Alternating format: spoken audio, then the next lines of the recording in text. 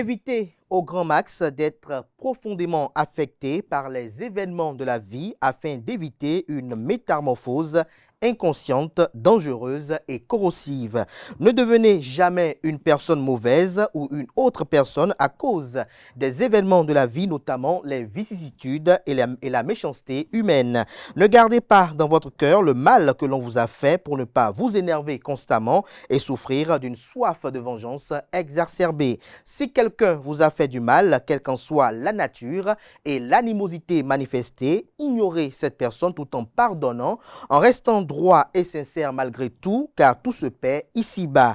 Pardonnez, oui, mais n'oubliez pas, afin de ne pas revivre la mauvaise expérience qui pourrait être fatale la prochaine. Bonjour à toutes et à tous, bon réveil matinal, bienvenue sur Free Matin, ce rendez-vous matinal d'information, d'analyse et de divertissement sur ESAE TV, à suivre d'un instant à l'autre la une des journaux que j'aurai à vous présenter pour vous imprégner des différents sujets qui constituent l'actualité au Bénin au petit matin de ce mercredi 3 avril 2024.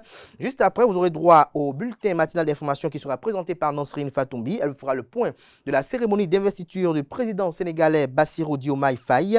Elle parlera également de l'installation du système de vidéoprotection dans la ville de Cotonou. L'effectivité de cette décision est en marche. On en parlera au cours de cette matinale. Elle nous fera suivre également le compte rendu de la cérémonie de remise des installations de lampadaires solaires au Collège d'enseignement général 1 Akpakpa, centre de Cotonou, par la famille Racine M2. En sport, avec Anaël Dou, la 11e journée de la Super League Pro se joue ce mercredi. On en parlera. Le championnat national de boxe aura lieu du 5 au 7 avril prochain. L'agenda vous sera exposé ainsi que des informations liées à Steve Mounier qui est sollicité à nouveau par le stade brestois. La définition du jour de ce matin avec Franck Kanté Amoussou nous fait découvrir l'expression avoir faire son temps. Atifa Olafa, dans les trucs et astuces, nous parle de 4 astuces faciles pour raccourcir un haut trop long. Dans les prévisions astrologiques de ce jour, Francis Fahmy me fait annoncer que les natifs du signe poisson sont les plus chanceux aujourd'hui. Vous avez toutes les chances de votre côté ce jour. C'est le bon moment pour faire une première bonne impression ou pour se faire remarquer. Juste après le passage de Francis Fahmy, il va rester avec moi. On va installer le panel de discussion avec Kaleski Tomé, Atifa Olafa, Nansrine Fatoumbi. Ce jour, on aura à opiner sur la répartition des tâches dans le ménage. Et puis en fin d'émission, je reçois pour vous le professeur David Kofi Aza, qui est prêtre de Fa, grand conservateur de l'authentique universel ordre de la Reine-Mère au Nord. Il est également président du Conseil national des cultes endogènes, le CONASEB. Avec lui, ce jour, nous parlons des vertus secrètes de la mer. Voilà l'ossature de l'émission de ce matin, chers amis internautes. Juste après l'instant pub, on se retrouve pour parcourir ensemble les unes du jour.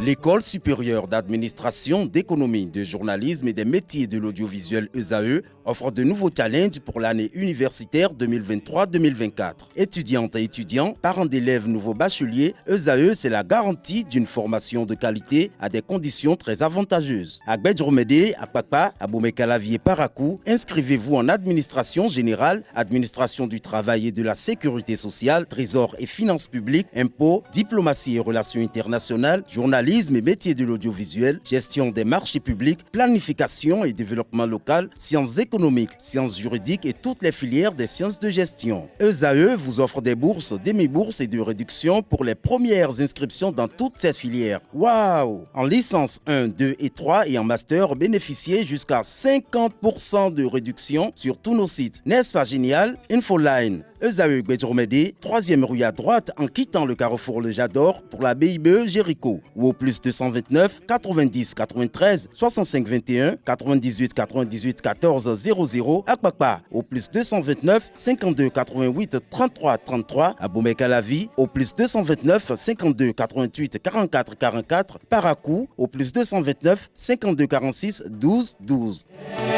ESAE, l'excellence à un an.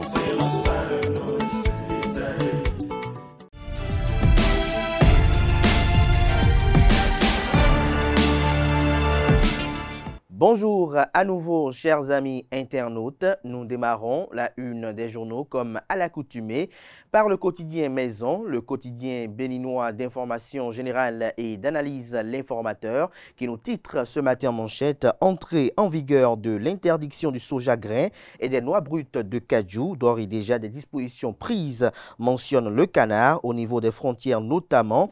Il est annoncé des mesures idoines pour empêcher la sortie du pays et de façon façon frauduleuse du soja brut et des noix de cajou. Quelques-unes de ces mesures vous sont exposées à la page 3 de la livraison de ce matin. Sénégal, le discours d'investiture de Diomaye Faye vous est publié en page 5. Mobilisation des ressources dans les communes, des secrétaires exécutifs descendent dans les marchés, des précisions à retrouver sur les différentes descentes en page 8 de la parution ce matin de l'Informateur. Dans la perspective des élections générales de 2026, des partis en proie à des démissions, mentionne le Canard. Retrouvez les motivations de ce titre à la page 7 de sa parution de ce matin. À l'oreille droite, le titre Journal École pour inviter les fidèles lecteurs à découvrir dans les colonnes de sa parution les productions journalistiques des étudiants en formation sur les différents campus de l'ESAE, l'école supérieure d'administration, d'économie, de journalisme et des métiers de l'audiovisuel qui a ses campus dans les villes de Cotonou, d'Abomey-Calavi et de Parakou. La Nation, ce matin en manchette, parle d'une tribune liée au code électoral. Les implications pour Mouel Bénin, entendez mouvement des élites engagées pour l'émancipation du Bénin. En illustration du titre, la photo de Jacques Ayadji, président du Mouel Bénin. Le Canard fait savoir que le vote du code électoral n'est pas sans déchaîner beaucoup de passion chez nos compatriotes et des interprétations de toutes sortes. Il me paraît opportun de faire quelques précisions en ce qui concerne notre formation politique Mouel Bénin. Retrouvez la dite tribune en page 2 de la parution ce matin du quotidien de service public. Union économique et monétaire ouest-africaine, convergence d'expertise pour l'effectivité du bac harmonisé. Retrouvez des détails dans les colonnes de la parution ce matin du journal, dont la une nous informe qu'au sein des forces de défense et de sécurité, 4 hauts officiers reçoivent leur nouveau galon. Des précisions sur la cérémonie en page 3. Fraternité, ce matin manchette, parle de maisons locatives pour la poursuite des études universitaires. Les étudiants dans le piège de la vétusté des appartements. Retrouvez des précisions à la page 2. Les violences morales, ces mots qui gangrènent le monde de l'entreprise, vous sont, autant pour moi, vous sont exposés à la page 3 de la parution ce matin du journal. Le matinal à présent, déclassement du stade de l'amitié général Mathieu Kérékou de Cotonou. Les griefs contre le Bénin, la Fédération béninoise de football énonce les perspectives, lesquelles vous sont listées à la page 11. Disposition du nouveau code électoral sur la désignation des chefs de village et de quartier de ville. Regard croisé d'acteurs politiques à retrouver à la page 2. Matin libre, ce matin manchette parle du dialogue mondial des jeunes, les raisons du choix du Bénin, la jeunesse cible importante pour les questions de développement. Retrouvez des précisions à la page 3. Toujours à la une de Matin libre de ce matin, polémique autour de la commercialisation du soja, la preuve que le gouvernement avait tout prévu. Nous passons à présent à Le Béninois libéré, à l'origine du différend entre les deux amis au sommet du pouvoir. Olivier Bocol, l'instrument de chantage et de vengeance contre Talon. Le Canard illustre son titre avec l'ex-ministre des Affaires étrangères et de la coopération, Aurélien Agbenossi. Que comprendre de ce titre, c'est à découvrir dans les colonnes de sa parution de ce matin. Diplomatie Bénin-Russie, ce que Chegoun Adjadi Bakari et Sergueï Lavrov se sont dit en réalité est à retrouver en page 5. Le potentiel parle du saisie d'alcool supposé frelaté dans le département de l'Ouémé, une fadaise exagérée de la douane contre le sodabi. Depuis quand le Bénin a-t-il un laboratoire pour la certification de cette boisson? Made in Benin, s'interroge le Canard. Avec quel outil de vérification la douane distingue-t-elle le vrai du faux sodabi, s'interroge à nouveau le journal. Cette affaire sans le règlement de compte, estime le confrère. On peut lire également à la une de Le Potentiel de ce matin, prestation de serment du nouveau président sénégalais, Diomaye Faye, oppose la souveraineté aux vautours déguisés en partenaires. Bénin intelligent à présent, investiture de Bassirou Diomaye Faye, un Sénégal prospère dans une Afrique intégrée, la lettre d'au revoir de Macky Sall, le mentor Ousmane Sonko promu ministre, Premier ministre, Ousmane Sonko promu Premier ministre. Dabarou ce matin à sa une, dernière décade du mois de Ramadan, la musulman à la recherche de la nuit de la destinée. Bénin, un mois après la répression aux infractions du code de la route, des citoyens apprécient la mesure et font des suggestions. Retrouvez les différentes opinions à la page 3 de la parution de ce matin. Nord-Sud quotidien ce matin, manchette parle de déclassement du stade de l'amitié général Mathieu Kérékou de Cotonou. nécessité de situer les responsabilités, estime le confrère. Nous passons à présent à le pays émergent, activisme politique dans la 18e circonscription électorale. L'honorable Dapesso soumet l'opposition en difficulté à Lokossa, Nicolas Lacou, Désiré Aviti, Clarisse Adoumsi, Séverin Amakpo et consorts abandonnent les démocrates pour l'Union progressiste, le renouveau. Les 4 vérités, interdiction de visite à la prison civile de Misrete, un groupe de députés annoncé à Madame Rekia Madougou. Les explications du directeur général de l'agence pénitentiaire du Bénin, il évoque le respect de l'article 36 du règlement intérieur du Parlement. Nous passons à présent au quotidien béninois La Sierra pour boucler ce matin. Succession de talons, guerre froide ambiante au sommet de l'État, des prétendants au Dauphinat se regardent en chien de faïence, inévitable corps à corps au cœur du pouvoir. Ce sera tout pour la une des journaux de ce matin. Merci pour l'attention. Place à présent au bulletin matinal d'information et à la page des sports.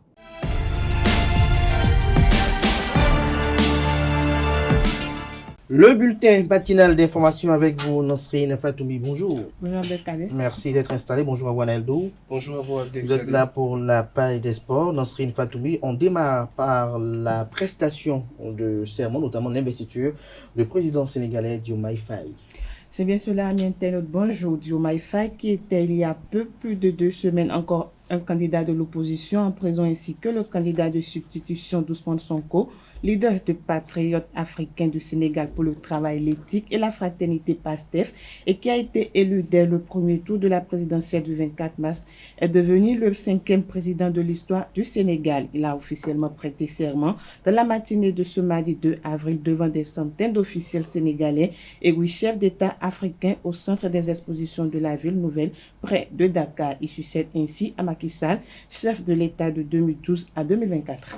Restons toujours au Sénégal. Le nouveau président Diomaye Faye, après son investiture, a nommé par décret Ousmane Sonko Premier ministre.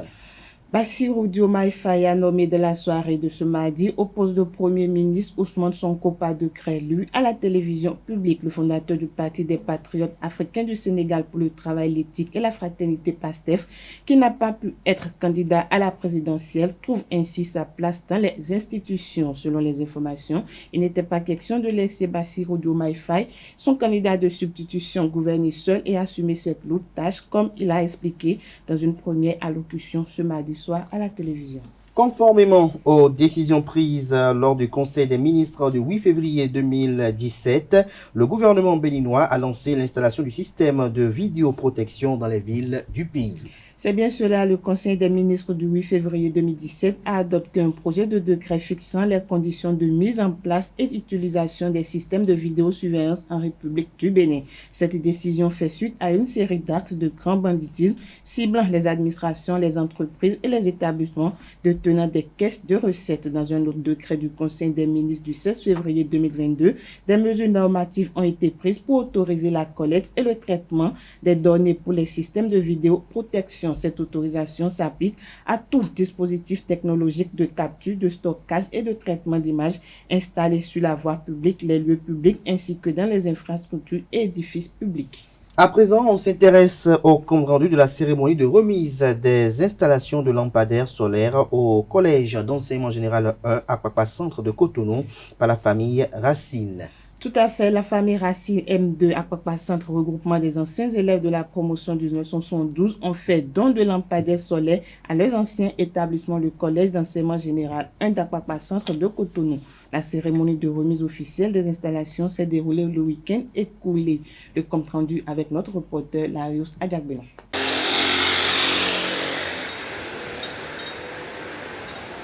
Le collège d'enseignement général à Papa Centre de Cotonou a forgé leur avenir et devenir. Le samedi 30 mars 2024, plus de 50 ans après leur admission dans cet établissement, ces anciens élèves regroupés au sein de la famille Racine M2 à Papa Centre y reviennent pour poser un acte de gratitude. La présente cérémonie est bien sûr relative à la remise officielle des lampadaires à la direction du CEG à Papa Centre. L'idée d'éclairer la cour et l'entrée de ce collège est issue d'un constat qui est fait par bon nombre d'entre nous. Et vous l'aviez résumé tout à l'heure. le CEG est dans l'obscurité à la tombée de la nuit.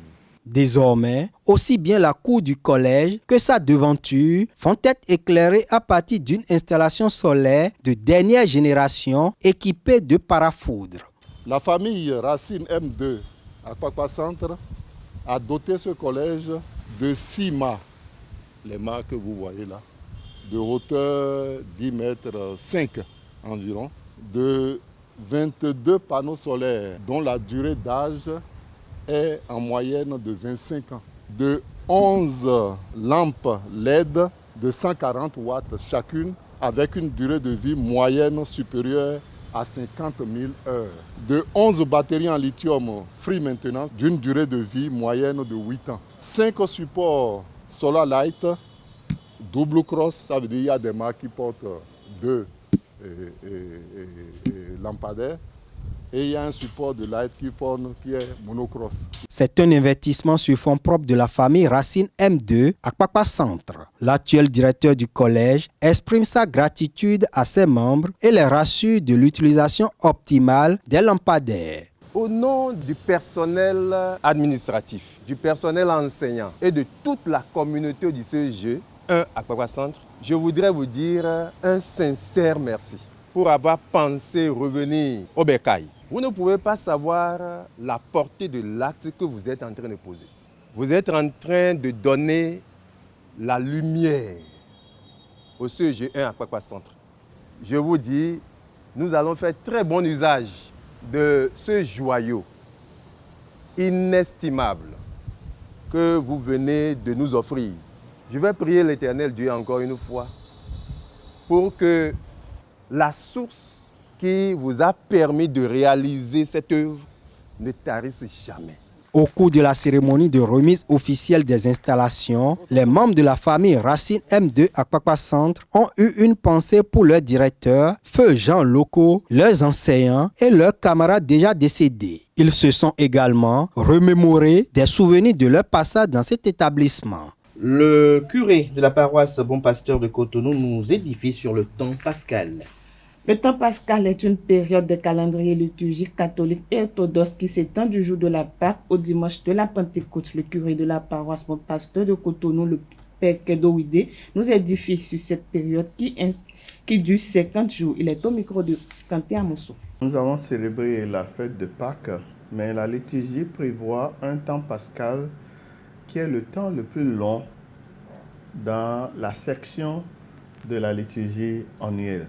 Parce que dans la liturgie annuelle, tout commence par le temps de l'Avent, qui dure environ 4 semaines, pour la célébration de la fête de Noël et du Nouvel An. Puis après, nous tombons dans le temps ordinaire. Puis nous commençons le temps de Carême. Et ensuite, la célébration de Pâques nous introduit dans le temps pascal. Et ce temps pascal dure 50 jours. 50 jours au cours de laquelle les chrétiens annoncent la résurrection, jubilent et glorifient le Seigneur qui les a rendus victorieux du péché et de la mort. Donc le temps pascal, c'est le temps où les chrétiens annoncent la résurrection. Et c'est la plénitude du temps. C'est la plénitude du temps parce que la semaine dure 7 jours et c'est 7 fois 7. Donc 7 fois 7, ça fait 49.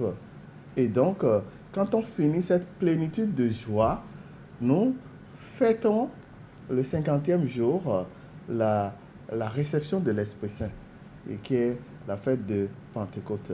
Donc, cette fête de Pentecôte où l'Esprit va envoyer les disciples, comme il nous envoie aujourd'hui, pour faire de toutes les nations les enfants du Seigneur à partir du 50e jour, qui est la fête de la Pentecôte, et qui nous replonge dans le temps ordinaire, c'est-à-dire le temps où nous faisons fructifier les grâces de la résurrection de Christ au milieu de nous et autour de nous.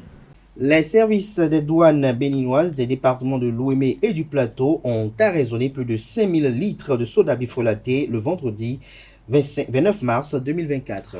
C'est bien cela, 5225 litres de soda contrefait ont été arraisonnés le vendredi 29 mars 2024. La camionnette transportant le liqueur de fabrication artisanale et impropre à la consommation en provenance du Nigeria se rendait en direction du Bénin lorsqu'elle a été arraisonnée par les agents de l'unité de douane Ouémé Plateau de Djar. La perquisition du véhicule a permis de retrouver à son bord 33 bidons de 25 litres et 22 fûts de 200 litres, soit au total 5225 litres de soda. Le receveur de l'unité de Djar, le colonel des douanes, Laurent Yansounou, assure que les investigations sont en cours pour démanteler tout le réseau. Et pour finir, la troisième séance du programme de prêche islamique du mois de Ramadan, initié par l'organisation non gouvernementale Secret de la Sagesse Islamique, a connu son épilogue le dimanche dernier. Le dimanche 31 mars dernier, la communauté musulmane d'Agbangandan a accueilli la troisième prêche islamique du mois de Ramadan organisée par l'ONG Secret de la Sagesse Islamique. C'était l'occasion pour Cheikh Soli Omoboladi Ali Ilori d'édifier l'assistance sur comment contenir ses désirs et ses caprices pendant le mois. Le point dans ce reportage avec Francis Fahami. Le début de la dernière décade du mois de Ramadan a été marqué à Agbangandan par la prêche numéro 3 du programme de prêche islamique du mois de Ramadan organisé par l'ONG Secret de la Sagesse islamique. On fait ces tolons quand nous aussi ces tolons. Voyez mon frère, il y en a fait la loup. Bihawa nafs tobade, abi shaytanu nafs tobade, on va dire ici. On m'a dit la soukoyi et son diesi. Son diesi. Elle beaucoup bien osé oui ici. Ce dimanche, fidèles musulmans ou non, enfants, jeunes comme adultes, se sont réunis autour de Cheikh Soli Omoboladi pour parler de comment contenir ses désirs et ses caprices. Nous avons, avec le peu de temps qu'il a eu à développer son thème, à travers l'histoire de Saad ibn Waqqas, nous avons appris beaucoup de choses. Et nous avons compris qu'il faut avoir le courage de lutter contre la voie de Satan. Parce qu'à chaque fois dans nos décisions, dans tout ce qu'on veut faire, il y a Satan qui vient nous insuffler des idées négatives. Et il revient maintenant à l'être humain de pouvoir lutter et de pouvoir refouler ces idées que Satan vient lui insuffler afin de choisir ce qui est meilleur, ce qui va le rapprocher de son Seigneur et ce qui va le transformer en quelqu'un de bien devant Dieu. Et des leçons et enseignements, les participants à cette conférence en ont retenu. Dans la vie, n'est-ce pas, il faut apprendre à dominer son esprit. Il faut apprendre à dominer son esprit afin qu'on ne se laisse aller au shaitan. Parce que le Satan que vous voyez, c'est quelqu'un qui a tendance à dominer, n'est-ce pas, l'être humain. Et quand on ne se laisse pas aller à lui, je pense qu'on arrive à dominer, n'est-ce pas, son esprit, son ego. On se retrouve au-delà et on arrive à faire, n'est-ce pas, ce qui a à faire et non ce qui n'est pas à faire. Le cheikh qui est venu aujourd'hui pour édifier la communauté musulmane à Agbangandan a vraiment utilisé, je dirais, une méthode vraiment directe. Il n'a pas trop tourné autour du pot pour nous ramener à vivre vraiment le sujet. Ça a été très précis.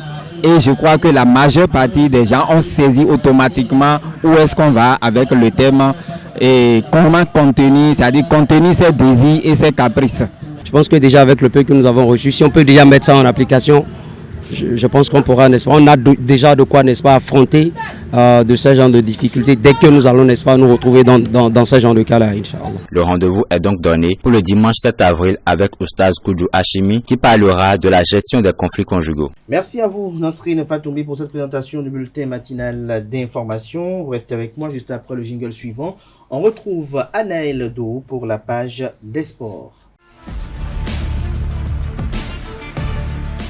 Anaël Do, bonjour à nouveau. À nouveau, bonjour à vous, Abdelkader. La 11e journée de la Super League Pro se joue ce mercredi. Effectivement, le 11e acte de la Super League professionnelle, saison 2023-2024, se joue ce mercredi. Au programme, l'AS Cotonou reçoit les Cavaliers de Niki au stade René Pleven de Cotonou. AEMA Football Club reçoit à Pobé l'Autopopo, le vice-champion en titre. Le champion en titre, par contre, reçoit le leader actuel du classement, Bani Gansé. Dadia Football Club, deuxième au classement, sera l'hôte de la jeunesse sportive de Pobé. Tamissa Football Club reçoit Aspak Football Club dans son nid à Ndali. Dragon de Louémé sera l'hôte également de Espoir de Savalou au stade Charles de Gaulle de Porto Novo. Dynamo d'Abomey se déplace à Avrancourt pour affronter Sobemap Football Club. Les Requins de l'Atlantique sont à Candy pour croiser les crampons avec l'AS Takonais. La Ligue Pro Suite a connu sa 5e journée le week-end écoulé. Après l'élite, nous avons la Ligue 2, notamment la Ligue Pro Suite.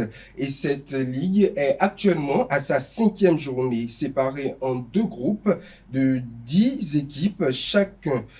Dans la zone, notamment le premier groupe dans la zone AB, le trône de leader a encore changé de propriétaire à la fin de la 5e journée. L'actuel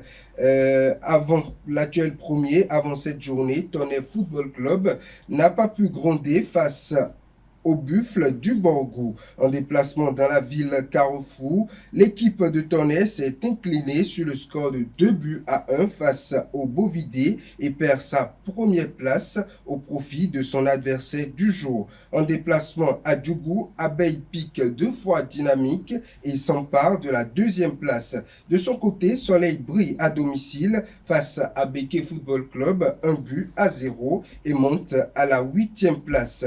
Rodio s'incline devant les Panthères, 2-1. Real Sport réalise le match nul, 2 buts partout avec Dynamo de Parakou. Dans la zone CD, notamment le 2e groupe, le leader, la jeunesse athlétique de Kétou, renverse Ainovi à domicile et conforte sa première place, notamment grâce à un match qui se solde sur le score de 2-1. De son côté, l'AS Police en déplacement à Djefa s'est incliné face à l'équipe locale sur le score de 1-0. Une défaite qui lui coûte sa 2e place à Tofor. Adidja et Asvo se séparent sur le score nul et vierge. À l'issue de la rencontre âprement disputée, les 2 équipes n'ont pas pu se départager. Un résultat qui permet à Asvo de remonter à la 2e place, tandis que Adidja Football Club s'enlise à la 7e place.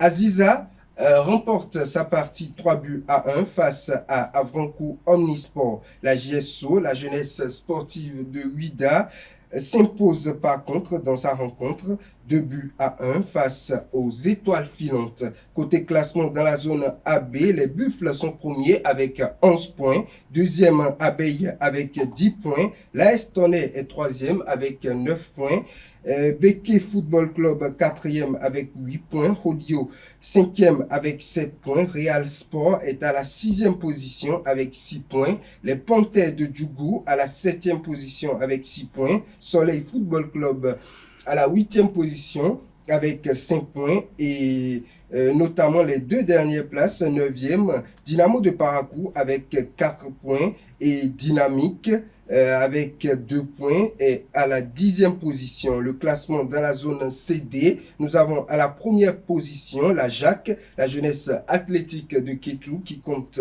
11 points, Asvo 2e avec 8 points, l'AS Police 3e avec 8 points, Aziza 4e avec 7 points, la JSO 5e avec 7 points, Étoile filante 6e avec 7 points, Adidja Football Club, les militaires notamment 7e avec 6 points, Djefa 8e avec 6 points, Ainovi 9e avec 6 points et nous avons à la dernière place du groupe Avrancourt Omnisport qui est 10e avec 2 points. Le championnat national de boxe aura lieu du 5 au 7 avril prochain. Effectivement, les yeux de tout le pays se tournent vers Boïcon alors qu'elle se prépare à devenir l'épicentre de l'action pugiliste avec les championnats nationaux de boxe prévus du 5 au 7 avril 2024. Cette cité vibrera au rythme des hypercutes, des crochets, alors que les meilleurs talents de la nation se se rassembleront pour une compétition acharnée. Après les compétitions départementales intenses à travers le pays, les pugilistes qualifiés convergeront vers Boycon, prêts à démontrer leur agilité, leur force et leur détermination sur le ring. Mais ces championnats ne sont pas seulement une vitrine pour le talent masculin, ils mettent également en lumière l'excellence féminine dans la boxe. Notamment pour les athlètes féminines, cet événement représente bien plus qu'une simple compétition. C'est une opportunité de briser les barrières et de susciter l'inspiration ou encore d'écrire une nouvelle page dans l'histoire de la boxe féminine au Bénin. Steve Mounier est sollicité à nouveau par le stade brestois. Effectivement, selon les informations que relaient quelques médias depuis quelques jours, le stade brestois a fait parvenir à Steve Mounier une offre de prolongation de contrat. Le Guépard du Bénin, qui compte 4 buts et 3 passes décisives cette saison, sera en effet en fin de contrat en juin prochain.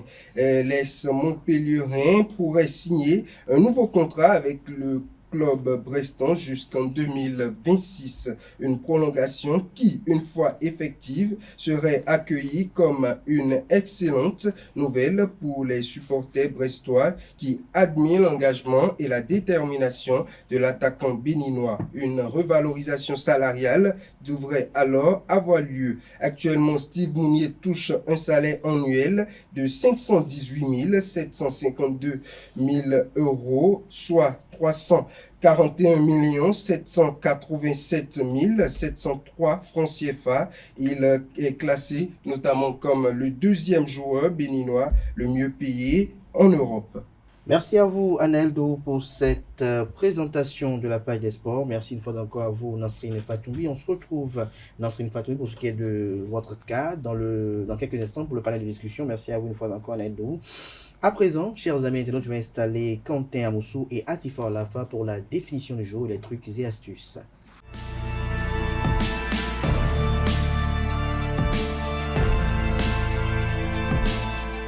La définition du jour avec Kanté Amoussou. Bonjour. Bonjour Kader. Merci d'être installé. Bonjour à vous Atifa Alafa. Bonjour Kader. Merci également d'être installé pour les trucs et astuces. Kanté Amoussou, ce matin, l'expression c'est avoir fait son temps.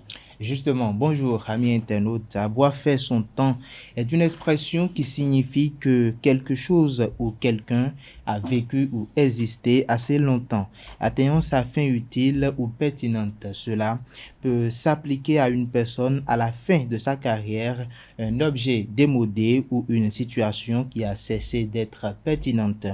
L'expression avoir fait son temps vient probablement du contexte juridique où elle désignait à l'origine un détenu qui a purgé sa peine, autrement dit, fait son temps en prison. Au fil du temps, cette phrase a été adoptée dans le langage courant pour désigner une période qui s'est écoulée ou un devoir qui a été accompli. Elle est souvent utilisée pour indiquer qu'une personne, un objet ou une situation a dépassé sa période de pertinence ou encore d'utilité. Par exemple, un objet qui peut avoir fait son temps, un objet peut avoir fait son temps s'il est devenu obsolète ou usé.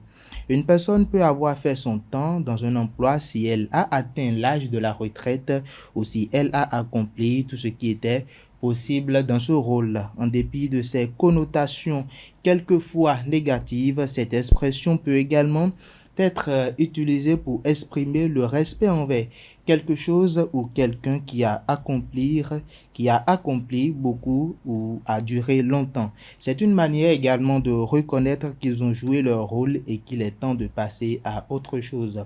Alors comme exemple, on peut dire que le président Macky Sall a eu à faire son temps à la tête du Sénégal. On peut également dire autant du président Faure Gnassingbé qui va bientôt boucler ses 20 ans d'années au pouvoir. Faure Gnassingbé vous a dit qu'il a fini de faire son temps? Bon, quand on fait assez de durée également, on peut estimer que la personne a eu à faire son temps. Et qu'elle est toujours là en place? Certains peuvent estimer quand même.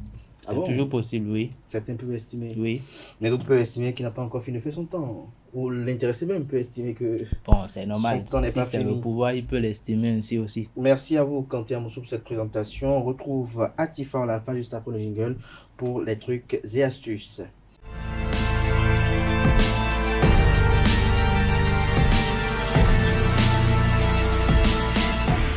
Atifa Olafa, bonjour à nouveau. Bonjour Abdelkader.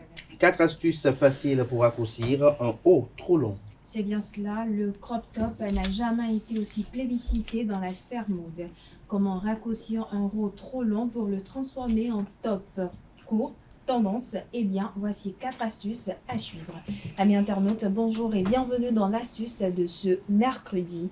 La première astuce, c'est la technique de la ceinture. Pour cette première astuce, il vous suffit de prendre une de vos ceintures, peu importe la couleur ou de la forme, elle ne sera pas visible sur le rendu final. Et donc, sur votre chemise ou top trop long, vous allez glisser la dite ceinture autour de votre taille et vous en servir pour faire remonter l'excès de matière. Vous aurez ainsi un effet blousé parfait pour porter avec un jean taille haute par exemple. Deuxième astuce, la technique de l'élastique. Pour cette astuce, vous aurez besoin d'un accessoire de tous les jours que vous avez déjà chez vous. Avec un élastique, vous allez entourer le bas de votre top en ajustant bien le tissu autour de votre taille. Vous allez ensuite vous retrouver avec une boule de tissu qu'il vous suffit tout simplement de glisser sous votre robe pour la cacher, simple comme bonjour. Troisième astuce, la technique du soutien-gorge. Autre option tout aussi facile et efficace pour porter le t-shirt court, utilisez les armatures de votre soutien-gorge. Vous allez faire un revers sur votre t-shirt que vous allez remonter jusqu'à votre soutien-gorge pour ensuite le glisser là-dedans. Il suffit d'insérer 1 ou 2 cm de tissu au plus pour que le revers tienne en place. Quatrième et dernière astuce, un ruban thermocollant. Vous l'avez peut-être déjà utilisé pour des rideaux trop longs, mais il est tout aussi efficace pour raccourcir un haut trop long. 2 options. Vous pouvez couper l'excès de matière sur votre top et vous servir de ruban thermocollant pour faire un ourlet ou si vous souhaitez raccourcir votre top de simplement quelques centimètres, vous pouvez appliquer directement le ruban sans passer par la case des ciseaux. Faites quelques allers-retours avec un fer à repasser pour bien le maintenir en place et le tour est joué. Amis internautes, avec ces astuces, vous pouvez raccourcir un crop top ou un haut trop long de chez vous en seulement quelques minutes. Merci à vous, Atifa Olafa, pour cette présentation. On retrouve dans quelques instants pour le panel de discussion. Merci une fois encore à vous, Kanté Amoussou. Chers amis internautes, à présent, on va installer Francis Fahami pour les prévisions astrologiques.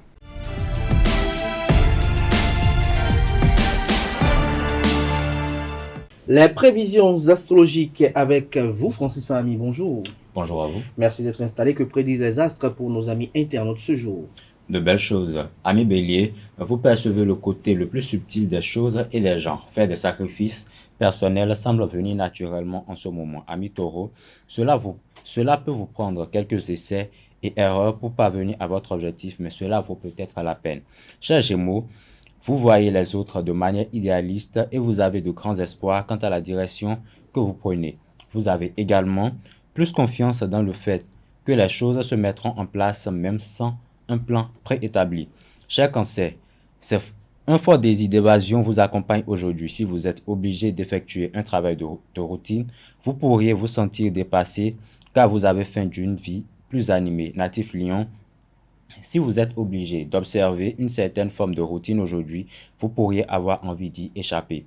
Vierge à présent, il peut être plus facile que d'habitude de vous laisser influencer car vous aspirez peut-être à vous sentir spécial et à croire en quelqu'un.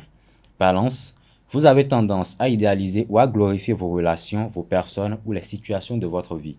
Bien sûr, cela demande une certaine prudence, mais vous avez aussi besoin de fantaisie ou d'évasion ou peut-être même d'une approche plus imaginative de votre travail ou de vos affaires quotidiennes. Scorpion à présent, un passe-temps favori peut constituer un agréable détour du stress et une belle évasion. Sagittaire à présent, c'est le moment d'exploiter votre côté le plus imaginatif.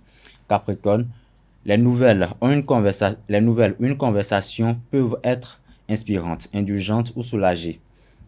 Vous pouvez profiter davantage de la journée si si vous évitez plutôt de vous laisser emporter par une idée trop loin au point de passer sous silence des faits ou vos devoirs. Verseau, même si l'influence astrale de ce mercredi attise votre générosité, vous devez peut-être tracer certaines limites afin de rester dans les limites de vos capacités. Poisson, pour finir, vous avez toutes les chances de votre côté aujourd'hui. C'est le bon moment pour faire une première impression, pour faire une bonne première impression ou se faire remarquer. C'est tout pour l'horoscope de ce matin. Merci à vous, Francis Fahmy, pour cette présentation des prévisions astrologiques. Vous restez avec moi. On va installer Carles Kitome, Francis Fahmy Zediala, Atifa Olafa et Nasrin Fatoumbi pour le panel de discussion sur la répartition des tâches dans un ménage.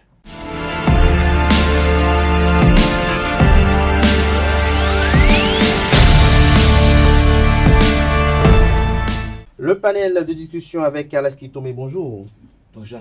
Merci d'être installé. Atifa Olafa, Francis Fahmy, Nasrin Fatoumbi, bonjour à nouveau. Bonjour. Merci d'être installé à nouveau pour le panel de discussion. Carles Kitome, ce jour, on se prononce sur la répartition des tâches dans un ménage. Oui, tout à fait, c'est le thème du jour et nous savons qu'un ménage, c'est une organisation. Et dans toute organisation, il est bon de fixer des règles et de savoir que tout le monde doit avoir un rôle à jouer. Donc, si nous raisonnons ainsi, nous savons que dans un ménage, forcément, chacun doit avoir un rôle à jouer et c'est une question d'entente. Ce n'est pas une affaire de loi, ce n'est pas une affaire de salaire à payer à quelqu'un parce qu'on se donne la main, on s'entraide, on s'entend. Donc, compte tenu des capacités de chacun et compte tenu des aptitudes de chacun, on s'entend, on se partage les charges dans le ménage, que ce soit les charges financières, que ce soit les charges domestiques, que ce soit l'éducation, en fait, en toute chose. Vous estimez que les charges financières aussi doivent être partagées dans le ménage? Oui, dans une certaine mesure. C'est pas carré. C'est pas qu'on dit je donne 100 francs, tu donnes 100 francs. Mais les charges doivent être partagées d'une certaine façon pour qu'il y ait de l'harmonie dans le ménage. Il y a de l'harmonie. Autre chose par rapport aux tâches domestiques, quelle tâche vous estimez qui doit relever de la responsabilité de l'homme? Tout le monde peut tout faire. Laver le bébé. Laver le bébé, c'est pas... Bon, quand le bébé il est tout petit, c'est délicat. Mais quand le bébé il sait déjà marcher et tout, il est plus ou moins indépendant, son papa peut le laver, ça ne pose aucun problème à mon avis. Si la maman est occupée, le papa peut le laver. En fait, moi je sais pas, c'est peut-être un défaut à mon niveau, mais moi, tous mes enfants, dès qu'ils commencent à marcher, ils ont envie de se laver avec moi. Donc, comme je sais pas, je trouve que c'est pas bien séant. Les garçons comme les filles? Oui, comme je trouve que c'est pas bien séant que je me lave avec mon enfant. Donc, je les lave en premier et pendant qu'on les habille, je profite pour me laver tranquillement. Nasrin Fatoumbi, vous, est-ce que vous allez partager les responsabilités ou j'allais dire les tâches dans votre ménage? Est-ce que vous allez apporter aussi de l'argent pour l'épanouissement du couple? Ça dépend. Ça dépend comment? Ça dépend de la situation dans laquelle nous sommes. Vous parlez de quelle situation là? Faites allusion à quoi? Supposons que, de toutes les façons, nous deux, on est appelés à avoir un boulot, on est appelés à travailler. Donc, je crois que la majeure partie dans le ménage revient à l'homme. Je ne suis pas tout le temps... Bon, quand je dis ça dépend, certes, c'est la femme qui s'occupe du ménage. Dans la majeure partie, on est dans une société africaine. Donc, je crois que en ce qui concerne le ravitaillement à la maison, en partie, je crois que ça me revient. Ah, donc tout ce qui est ravitaillement, c'est vous qui allez vous en charger? Oui, mais c'est lui qui donne l'argent, c'est pas... C'est lui qui donne l'argent. Mais votre argent fait quoi alors? Mon argent fera quelque chose aussi dans la maison, mais l'argent de ravitaillement. Si ça manque quelque chose... Si ça manque. Oui. Donc votre argent... Supposons que j'ai fait une liste de ravitaillement de... 200 000? Non, qu'est-ce que vous achetez autant? Bon, peut-être pour 2 mois, 200 000, c'est pas quelque chose. C'est pas encore beaucoup. Ça dépend de ceux que vous nourrissez à la maison. Avec 2 enfants, c'est pas encore... 2 enfants, si vous avez des cousins... C'est un programme mathématique. Chacun n'a qu'à rester chez lui. Chacun reste chez lui. Oui, c'est moi et mon mari. Pourquoi vous ne voulez pas que des beaux-frères viennent rester avec vous pour étudier? Non, chacun n'a des nièces à vous viennent? Non, chacun n'a qu'à rester chez ses parents. Chacun a rester chez ses parents. Mais est-ce que vous-même vous êtes chez vos parents? Vous n'avez pas encore la parole. Vous aurez le temps tout à l'heure. Je disais tantôt que Ça dépend de ce que... Supposons qu'on fasse une liste de 200 000 pour 2 mois, donc le ravitaillement, parce qu'au jour le jour, Je les suis choses... sûr que un ravitaillement de 100 000 le mois peut vous suffire vous que je connais. Soyons sincères. Bon, pour le moment, je vais faire avec mes... On dit que la maternité, ça nourrit beaucoup, donc je sais. Je ne dis pas pour un mois, je dis 2 mois, 200 000. 200 000. Ça revient à 100 000 le mois pratiquement. Oui, 100 000 le mois. Oui. C'est ça que je dis. Bon, si okay. ça ne suffisait, si ça tenait à ne pas suffire, je pourrais compléter. Je crois qu'il faut réaliser. Oui. Nous sommes au Bénin, nous connaissons les salaires. Si vous voulez faire un ravitaillement de 100 000 le mois, et ça suppose que vous êtes des cadres d'une certaine catégorie parce que les gens au Bénin, rares sont ceux qui gagnent 100 000 et vous aurez à payer vos factures, peut-être un loyer avant d'avoir d'autres maisons, votre déplacement. Il y a quand même des cadres pour qui 100 000 c'est des cacahuètes. Hein? Non, pour combien de personnes au Bénin? Combien de personnes gagnent 100 000 francs au Bénin? Je trouve que c'est pas réaliste. Il y en a très peu, mais il y en a qui sont quand même à des millions. Rien que pour de... le ravitaillement, c'est que rien que pour la popote, il en faut davantage. Parce que le ravitaillement, ça ne veut pas tout dire. Ça veut dire après, il y a des choses qu'on n'achète pas à point. C'est pas tous les jours, on va quand même préparer, on ne mange pas autant comme ça. Bon, bref, moi je gère un ménage, donc je sais de quoi je parle. Vous êtes mariés, contrairement à moi, je suis encore dans le futur maintenant, donc... Mais vous avez le ravitaillement aussi pour votre tante? Oui, on ne mange pas aussi comme ça. Vous ne mangez pas autant? Non. Vous mangez beaucoup dehors, c'est ça? Au dehors, je grignote assez au dehors. Vous grignotez. À la maison, je mange pas. Vous grignotez. Francis Fahmi, vous, par rapport à votre ménage, vous, est-ce que vous accepteriez laver le bébé? Est-ce que vous accepteriez balayer? Est-ce que vous accepteriez aller puiser l'eau si éventuellement il y a une coupure d'eau et qui empêche que vous ayez de l'eau à la maison pour vous laver, par exemple? Je pense que, comme l'a dit Thalès Kitové, dans un couple, tout le monde peut tout faire. Donc vous pouvez puiser l'eau? Pourquoi pas? Oui. Je pense que il suffit déjà de s'entendre déjà à la base sur comment le ménage va fonctionner. Que ce soit du point de vue... Vous allez entendre à travers un contrat manuscrit ou... Un contrat n'est pas obligé d'être manuscrit. On peut juste s'entendre, se dire, ah, voilà, moi je vois les choses comme ça. Dans certains couples, je connais même certains ménages où ils ont par exemple un genre de compte pour le ménage. Mais les choses doivent être faites de façon équitable, pas de façon égale. 50-50. Pas forcément du 50-50. Si par exemple le mari sent qu'il peut apporter 70% ou 80% à la femme, peut se sentir apporter les 20% ou bien les 30% qui restent. Donc il faut savoir... Vous trouvez ça juste que, en tant qu'homme, vous puissiez accepter que votre femme amène 20%? Pourquoi pas? Je ne sais pas si vous, de votre côté, vous pensez que ce serait bien qu'elle apporte 50%. Mais à part ça, je pense que dans et lorsque vous faites votre programme sur 80% chaque fois, et le moment où elle est différente avec les 20%, vous faites comment?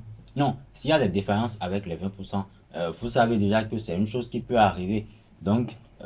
Tout comme il peut arriver que moi aussi je n'ai pas de salaire. Justement, mais aujourd'hui... En ce moment, si elle vit en aide, peut-être là c'est acceptable, mais que vous estimez peut-être qu'elle doit forcément contribuer, est-ce que vous ne voyez pas que c'est un peu... Non, c'est pour ça que je dis, il faut savoir dans quoi on est et il faut savoir s'entendre à la base. Moi, je ne parle pas forcément de moi, mais moi, je ne sais pas encore comment je vais fonctionner, je ne sais pas encore comment ça va fonctionner. Je préfère être déjà dedans avant de... Mais vous êtes quand même dans certains types de ménages déjà actuellement. Vous faites des ménages non. Ménage informel, oui.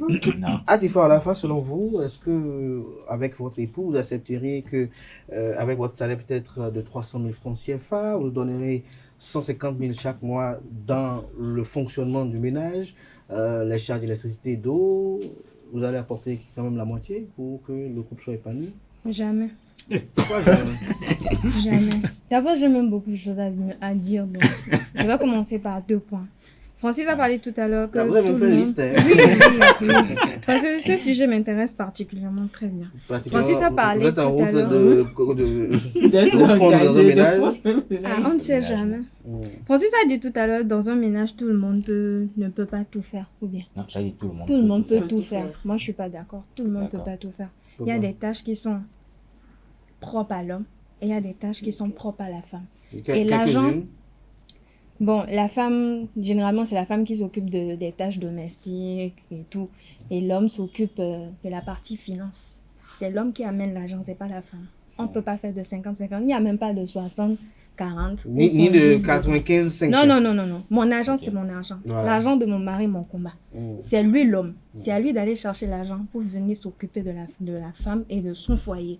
Pas à la femme de donner... Votre argent va profiter à vos enfants. Oui. Voilà. Et pour mes propres besoins, d'abord. Vos propres besoins. Oui. Donc, besoins en quoi? Corporel? Bah oui, corporel. Jouissif? Oui. Vestimentaire et tout. Tout ce que vous voulez avec ça? Oui, mais pas pour mon homme. Mon homme, c'est à lui de s'occuper de moi, c'est à lui d'apporter l'argent, c'est à lui incombe la charge financière. Donc, il n'y a pas de 50. Et lorsque votre travail, parfois, vous empêche d'accomplir des tâches domestiques ou des obligations régaliennes du foyer? Bon, déjà, moi, je parle toujours comment il sur... vous condamne? Il vous punit? Non. Déjà, je parle toujours sur la communication. Dans la vie, tout se négocie. Et donc, je discute avec mon mari. Pas que je lui impose, mais je discute avec lui. Je l'amène à accepter ma décision ou je prends peut-être une aide ménagère. Pas forcément quelqu'un qui viendra s'installer dans le foyer, mais quelqu'un qui nous apporte un coup de main. Je crois que ça, c'est une autre thématique. Est-ce que vous serez favorable à ce que votre mari, au moment où vous êtes au boulot, et qu'il est peut-être à la maison, qu'il soit avec la ménagère à la maison tranquille? Non, il n'y a pas de ménagère chez moi. Elle vient pour un travail XR ou tout. Oui, au moment où elle vient faire travail avec monsieur. Je serai là. Il n'y a pas que l'aide ménagère vient en semaine. En week-end, c'est quand je suis là, elle est là. Il n'y a pas que mon mari est à la maison, l'aide ménagère à la maison, moi je suis au boulot, je suis quelque part. Non. Mais si vous faites ça, est-ce que vous avez fait 5 jours dans la semaine, du lundi au vendredi, sans balayer, par exemple? Parce que, imagine, par exemple, vous allez au boulot, vous devez être au boulot à 7h30, et on en connaît un peu de cette dame-là. Elle est au boulot tout le matin à 7h30, elle quitte le boulot à 21h, 22h. Est-ce que dans ce cas de figure-là, vous aurez le temps même de faire le ménage, parce que parfois? Non. Dans ce cas de figure, est-ce que la ménagère ne peut pas passer à la maison dans la journée? Non, elle passera le week-end. Parce qu'en semaine, on se préparera, on se chargera de sorte à ce que la maison ne soit pas toujours dans un sale état tous les jours. Parce que 5 jours, c'est pas encore si grave. C'est si grave, c'est grave. Ça dépend des personnes qui sont à la maison et comment vous vivez à la maison. Non, moi, dans ma culture, quand on se lève le matin, on balaye la maison. Il n'y a pas de débat. Si vous avez des enfants, à titre à la fin, vous avez peut-être 2 enfants, vous êtes pris au boulot de 7h30 à 21h, et en temps, les enfants, il faut les amener à l'école et les ramener. Qui fait cette tâche-là? C'est vous? C'est le mari? C'est la domestique? On va décider. Ou bien vous allez mettre avec vous un beau-frère ou une belle-sœur? Non. Tout se passe entre nous à la maison. Ah, donc vous êtes comme dans ce pas parce que chacun reste chez soi? Oui, chacun reste chez soi. Il n'y a pas de petite soeur vient rester chez quelqu'un, belle-soeur vient rester. Chacun dans sa maison. Mais pour la plupart du temps, là je viens avec Caresse qui est tombée, ceux qui viennent rester auprès du ménage sont des personnes qui viennent généralement pour un petit temps. Je fais une semaine, d'une semaine, on se retrouve à faire 2 ans, 3 ans, 4 ans, 5 ans. Je trouve que c'est un gros piège de vouloir héberger un parent proche chez soi. C'est parce que vous savez, compte tenu de vos liens de parenté, il vient et vous êtes dans l'incapacité de lui dire va-t'en. Et donc, il vaut mieux ne pas ouvrir cette brèche-là pour ne pas avoir à gérer de gros conflits après. Mais moi, je voudrais que nous soyons très réalistes. Il faut être réaliste dans la vie. Quand vous mettez ensemble, il y a déjà un contrat entre vous. C'est bien sûr que c'est un contrat tacite. On ne dit pas les thèmes clairement, mais et puis, le ménage, il est dynamique. Il est dynamique dans la mesure où la vie n'est pas une ligne droite. Il y a des courbes. Il y a des courbes forcément. Et donc, il faut s'adapter à la situation. Vous pouvez beau dire oui, personne ne vient chez moi. Mais quand vous avez fait un enfant et que vous travaillez, vous avez des difficultés, vous n'avez jamais fait un enfant, vous ne savez même pas comment on peut faire les premiers bains du bébé. Vous allez peut-être faire venir quelqu'un de plus expérimenté de votre famille ou de votre belle famille qui passe un court moment à vous initier et à faire en sorte que le bébé il soit propre. Parce que quand les premiers bains ne sont pas réussis, l'enfant porte des séquelles pour toute la vie. Donc ça c'est des petites choses. Balayer la maison, c'est des choses qu'on doit faire au quotidien. Donc moi, je préfère être réaliste. Tout est dynamique. Si on est avec quelqu'un, on s'entend. Chacun fait ce qu'il peut faire. Et l'homme peut faire tout ce que la femme peut faire dans la maison si la femme ne peut pas le faire. Et on ne sait jamais. Vous avez peut-être une bonne situation financière, mais un moment, l'homme il a des problèmes financiers parce que c'est lui le responsable. Les gens vont mourir de faim dans la maison. Je dis non. En plus, les femmes disent mon argent c'est pour moi. C'est pas vrai. Quand elles ont leur argent là, c'est pas comptabilisé. Mais elles sont là à dépenser beaucoup dans le ménage. en fait, pour ce qu'elle touche. Certaines femmes, hein, d'autres, non, c'est tout pas dans les sacs et les chaussures. Non, même si elles ne veulent pas, elle ne va pas vous informer qu'elle achète de nouveaux habits à ses enfants. Elle ne va pas vous informer qu'elle donne de nouveaux des cadeaux dont vous aurez pu vous charger. Elles vont faire des choses dans la maison. Elle va ramener une nouvelle moulinette sans votre avis parce qu'elle a de l'argent. Donc, c'est trop visuel de dire non, mais quand on y est, c'est chez soi, on veut être à l'aise. Ramène, moi, j'étais là un beau jour, ma femme est revenue avec un ventilo. J'étais tout surpris. En plus que moi, je n'aime pas les ventilos. J'ai dit, ok, tu l'as acheté pour toi. Oui, on en a besoin. Et oui, parce qu'elle a vu que vous n'avez pas les ventilos. C'est une façon d'investir dans la maison. C'est pas, en fait, c'est tacite ce que je veux dire. C'est pas carré, non, c'est l'homme. Non. Je suis pas d'accord. Nasrine Fatoumi, vous êtes partisan du fait que, bon, quand même, les 2/5 vous puissiez apporter pour quand même contribuer au foyer et que les tâches soient réparties de part et d'autre, c'est ça? Pas forcément que les tâches soient réparties. Lorsque vous avez des enfants, par exemple, qui vont les chercher à l'école, c'est vous ou votre mari? Bon, ça aussi, on va... C'est quoi? Vous allez vous asseoir pour faire un contrat social? Tout ça sera basé sur un contrat. Si je suis... Contrat manuscrit? Vous allez que ce soit manuscrit et... Attends, peu importe, tout sera basé sur un contrat. Si je répète bien, vous allez vous asseoir sur un notaire avec votre époux et prendre un contrat dans lequel vous allez lister garde des enfants et comment on appelle?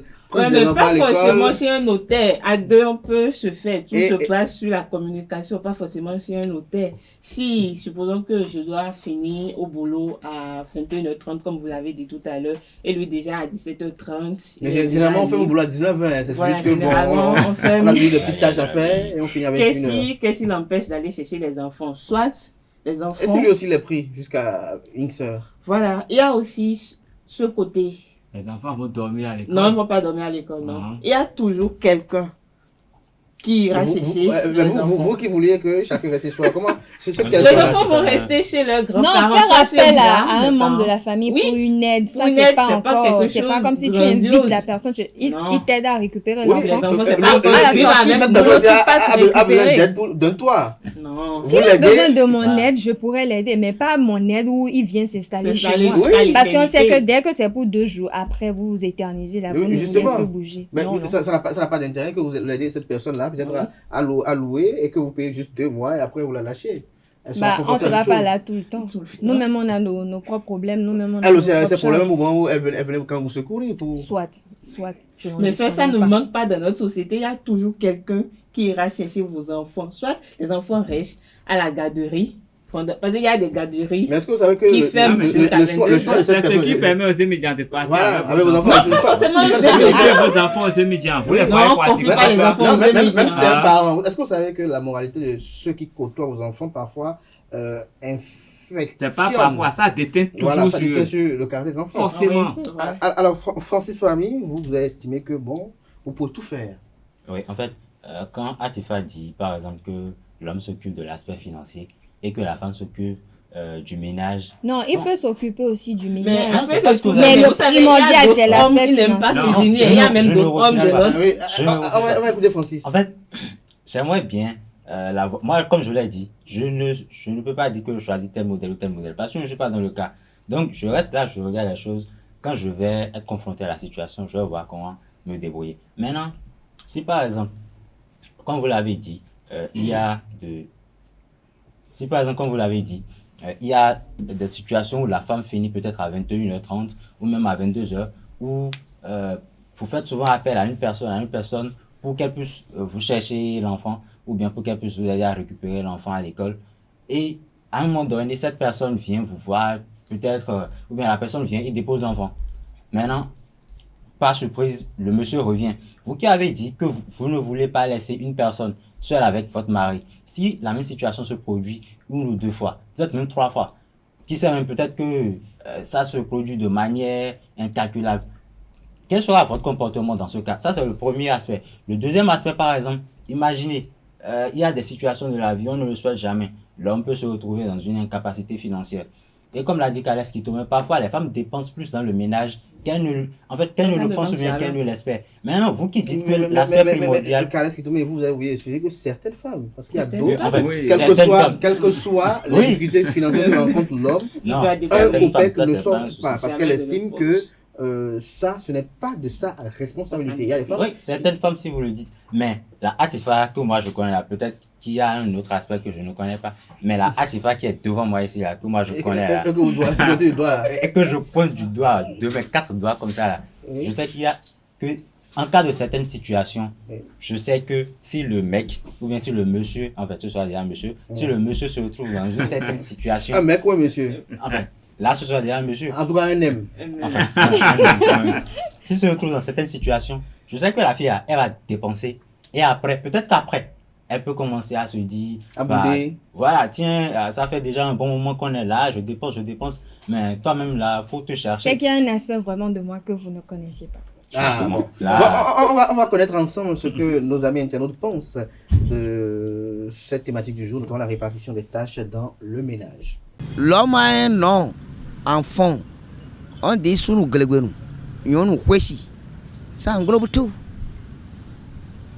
Est-ce que c'est parce qu'aujourd'hui les choses évoluent que vous demandez à ce que l'homme participe au moins à certaines tâches à la maison? Là, moi, je vais vous dire oui. La femme est chez son papa et tu es allé la chercher. D'accord? L'homme a l'obligation d'abord de construire, d'avoir tout ce qu'il s'agit. Ça voudra dire quoi? Facture d'électricité, facture d'eau, bon, scolarité des enfants, bon, de quoi manger. Cela ne voudra pas dire que la femme qui fait quelque chose ne doit pas l'aider son mari. Dans un couple, bon, si vous vous aimez bien, mais là, il faut conjuguer les efforts ensemble. C'est-à-dire, si possible, faire un budget commun et essayer de gérer. Mais vous allez voir, dans des foyers, même s'il n'y a pas l'eau dans le truc là, la femme attend le mari avant de puiser de l'eau. Quoi? Non. Il faut quand même aider aussi l'autre. Ce n'est pas l'homme qui doit tout faire, même ni la femme qui doit tout faire. Je pense que dans un foyer sérieux, il faut un budget commun. Ça peut arriver que 2 jours à l'autre, le mari peut, bon, on ne sait pas avec ce qu'on observe aujourd'hui, rien ne va pas dans le pays. Bon, en fait, si sa femme peut l'aider, s'il en a, il peut l'aider.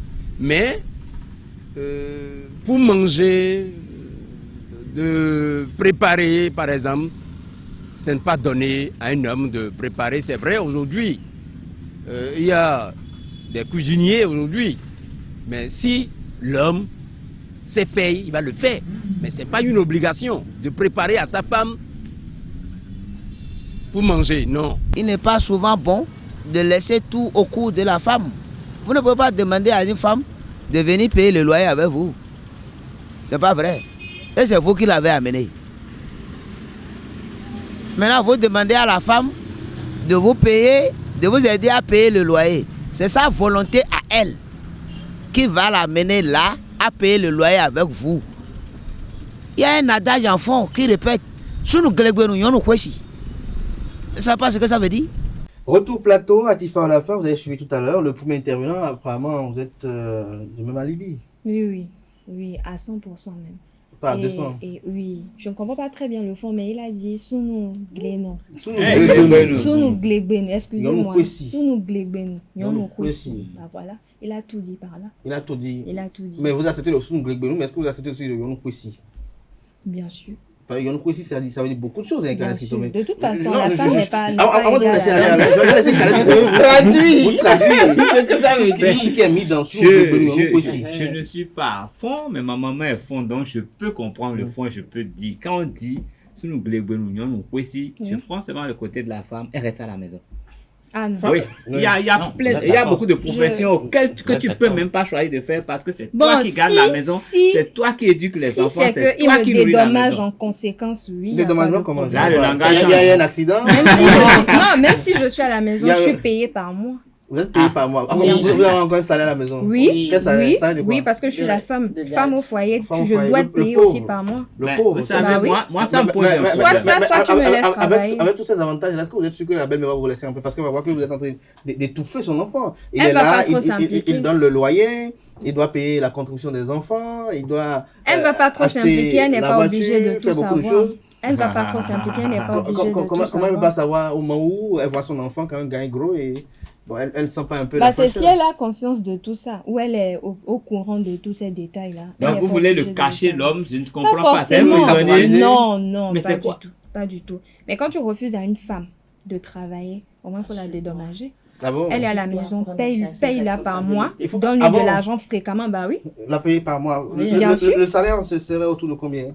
Je rappelle bien cette une du déjeuner du jeudi là où on parlait du 8 mars où il disait, bon voilà, une femme qui disait à son époux, moi je veux avoir des primes pour le lit, je veux avoir mon paiement pour les travaux domestiques. Alors il fait tout le calcul à une déjeuner du jeudi du 8 mars, ça dit le salaire autour de 200 000. Vous, votre salaire par mois auprès de votre époux serait autour de combien? Bon, perso, si je dois fixer mon salaire, c'est au moins 300 000. Après, si j'ai un mari dont le salaire ne lui permet pas de me payer un salaire comme ça, on peut encore revoir le prix. Mais attendez, le minimum du salaire c'est combien? Le minimum, au moins 150 000. 150 000 le Au mois. moins. Parce que vous restez à la maison 150 000, tranquillement. oui. Et je m'occupe des enfants, je m'occupe de la maison, je dois me faire belle aussi pour lui, donc il doit me dédommager. Il doit vous dédommager. Bien sûr. Qu'est-ce que tu mets? Commentaire. Non, moi je dis, descendons sur terre. Revenons Bah, on est sur terre. Non, on n'est pas sur terre. Nous sommes sur terre. On évolue aussi avec les La choses. couleur de ma peau, elle est bien noire. Je suis béni noir. J'ai vu tout noir. J'ai vu mes parents. Tout noir. Écoutez, on ne casse pas les codes dans la société comme on veut. Votre mari peut l'accepter, mais votre belle famille va vous dégoûter. Mais pourquoi vous voulez laisser la belle famille le foyer, le couple, c'est entre deux personnes, c'est dans la famille. Vous n'êtes pas obligé d'impliquer la belle famille. À peu près ce qui se passe. Ils savent qui va raconter. Personne ne raconte, mais ils savent lire les choses. Si l'enfant n'est pas habitué à confier certaines choses à ses parents ou à sa maman, une femme qui a mis un garçon au monde, elle connaît son enfant de A à Z. Donc, même si le garçon ne lui parle pas... c'est un homme qui l'a mis au monde. Je dis, non, même si la... Ça aussi, ça dépend. Si l'homme laisse sa maman... Si l'homme... Non, présage de ce qui se non, passe dans si son foyer. l'homme laisse sa maman dans tout ce qui concerne le foyer, c'est normal qu'on puisse avoir... Même s'il tient sa maman à bonne distance, sa maman sait à peu près ce qui vit dans son foyer et qu'elle ait décidé de mettre de l'ordre, l'autre ne pourra rien faire. Comment elle va décider de mettre de l'ordre? De façon tacite, elle va commencer à parler à son enfant d'une certaine façon. Elle va commencer à poser des actes. Si l'enfant là aussi est conscient, il saura que... C'est pour ça d'épouser les bons hommes, des hommes responsables. Si l'homme ne peut pas se défendre, il est obligé d'aller tout confier à sa maman. Vous avez un frère. Vous estimez que votre jeune frère qu'on voit tout le temps avec vous, si on sait à quel point que vous aimez tant, vous l'aimez, vous êtes attaché à lui. Vous pensez que je sais déjà il doit avoir plus d'estime, plus de considération, plus de dévotion à son épouse qu'à vous et à votre maman. Ne soupirez pas. C'est sa femme, c'est l'enfant d'autrui qui l'a mis sur son toit. Yes or no question? Yes or no? Yes. Yes. C'est sa femme, c'est l'enfant d'autrui. Le oui est pourquoi? Non? Le oui est trop long. C'est l'enfant d'autrui, il a mis. C'est pas l'affaire de tituber. C'est l'enfant d'autrui, il a mis sur son toit. Donc, il n'est pas obligé. Donc, vous êtes prête que votre jeune frère qu'on connaît bien, paye un salaire, comment tu vas la dire? Non, il ne va pas payer un salaire pour sa femme. La maison. Non, mais quand tu vas le dire, vous n'avez pas répondu. Ça, c'est son cas à elle. Quand c'est votre frère, vous ne comptez pas Non, parce que c'est la femme. Pour le frère, c'est différent. Pour le frère, c'est différent. Il va aller se chercher. Vous pouvez recevoir, mais quand c'est votre frère, vous c'est pas quoi. Après tout, c'est mon frère. C'est mon frère de sang. Vous voyez même pas d'accord, vous n'êtes pas sérieux. Comme la déclaration qui devrait redescendre sur terre. Tout ce qu'on dit, tout ce qu'on dit, c'est la femme qui s'occupe du ménage, la femme ne paye rien. Mais tout ça, c'est théorique. C'est pas que la femme ne paye rien. Tout ça, c'est théorique. Parce que dans les faits, dans la pratique, quand vous vous retrouvez à payer de l'habit à des habits à vos enfants, tout ça, on est en train d'aller peut-être même dans les 20. Qui sait, peut-être qu'on est en train de dépasser ce que l'on peut dépenser. Maintenant, vous êtes là, vous dites, Non, que l'homme apporte l'argent à la maison. Non, non, il faut clarifier. En plus, vous parlez de payer un salaire. Non, attends. Vous parlez de payer un salaire. Est-ce que vous-même là... Il faut qu'on elle a déjà tout clarifié. Elle peut accepter qu'on lui paye un salaire, mais elle ne peut pas accepter que son frère paye un salaire à sa femme. Voilà. Non, mais elle a mis une condition. Si son mari refuse qu'elle travaille, elle a mis une condition. Ok, je vous repose la question. Si vous le permettez, c'est vous qui posez la question, mais je me permets. Si votre frère refuse à sa femme de travail, est-ce que vous accepteriez Est-ce que vous accepteriez que votre frère paye un salaire de 150 000, peut-être même à 300 000 à sa femme? Bien sûr, s'il en a la capacité. Si tu l'interdis de travailler, il faut la dédommager. Sauf si c'est une femme paresseuse, elle se plaît dans sa vie de femme au foyer, elle n'en a pas besoin. Je sais. Il ne faut pas occulter certains aspects du débat. Quand un homme meurt, la femme veut hériter de tout. Vrai ou faux? Quand vous avez payé un salaire tout le temps, vous voulez hériter de quoi? C'est parce que vous avez consenti des sacrifices dans le foyer qu'on vous reconnaît le droit d'hériter de tout ça. Mais si vous avez été payé... Donc, parce que... Laissez-moi finir. Non, je peux pas vous dire. Parce que l'homme vous avez été payé. Non, ça veut dire que vous n'avez pas la main de ses payé pour ce que vous avez fait. Merci à Karès Kitoumé, merci à Francis Fahami, merci à Tifor Lafa, merci à Nasserine Fatoumi pour vos différentes interventions. Les amis internautes ont pu suivre, ils vont laisser quelques commentaires dans les commentaires. Merci à vous tout un chacun. Il faut une partie 2. Vous il faut une partie 2 pour ce débat-là. Non, peut-être une partie 2, peut-être sur l'utilité, peut-être voir Aneldo hors du plateau qui est en train de faire la main. Si il a envie de dire quelques mots à Nasserine et à Tifa. Malheureusement, il n'est pas sur le plateau. On va parler également des femmes de ménage, des filles de ménage. La femme qui garde tout son argent, quand son mari prête de l'argent chez lui, il a tout pris. S'il prête, il n'a qu'à parce que les couples ou les ménages dans lesquels la femme parfois est plus puissante que l'homme, dans ce cas de figure, qui fait quoi, qui fait qui, je crois qu'on doit revenir dessus peut-être demain ou peut-être un de ces 4 jours pour vider ce sujet-là, peut-être avec un des intervenants ou d'autres. À présent, chers amis internautes, je vais recevoir pour vous le professeur David Kofi Aza, qui est prêtre de phare, président du CONASEP, le Conseil national des cultes endogènes. Avec lui, on parle des valeurs secrètes de la mer.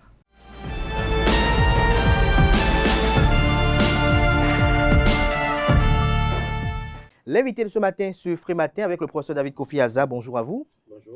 Merci d'avoir accepté l'invitation. Merci d'être à nos côtés ce mercredi matin. Atifa Lafa, bonjour à nouveau. Bonjour Abdelkader. David Kofi Aza est prêtre de phare, président du CONASEP, du Conseil national des cultes endogènes. Il est également le grand conservateur de l'authentique universel ordre de la Reine-Mère. Avec lui ce jour, nous aurons à débattre autour des vertus secrètes de la mer. Mais avant d'aborder le vif du sujet de ce matin, tout à l'heure vous étiez dans les coulisses, vous avez suivi un peu le débat de ce matin sur la répartition des tâches dans le ménage. David Kofi Aza, quel commentaire, qu'est-ce que vous avez noté dans les échanges divers?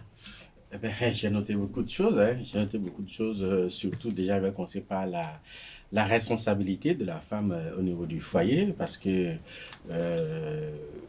avec ce que j'entends, nous avons l'impression que la civilisation occidentale est en train de déteindre sur notre civilisation et surtout au niveau de la jeune féminine. Et avec les luttes féministes, on a l'impression que nos jeunes filles d'aujourd'hui ou nos femmes d'aujourd'hui sont en train d'aller vers une certaine déperdition. Mais il faut également souligner que les choses ont évolué, certes, et en matière de responsabilité, l'homme en a autant que la femme. On dit que c'est l'homme qui doit aller au dehors et ramener tout à la maison. Non, c'est pas ça. Parce que autant de nos aïeuls, autant de nos parents, même de nos grands-parents, tout près ici, la femme travaille au même titre que l'homme, pas dans le fonctionnariat, pas forcément, mais la femme assure un minimum donné au niveau des travaux champêtres, par exemple, au niveau de l'élevage, par exemple, au niveau de l'agriculture. La femme assure un minimum pour accompagner l'homme. Donc, le fait de 50-50, c'est pas évident parce que ce n'est pas justice, mais je suis beaucoup plus pour l'équité, parce que l'équité n'a rien à voir avec l'égalité.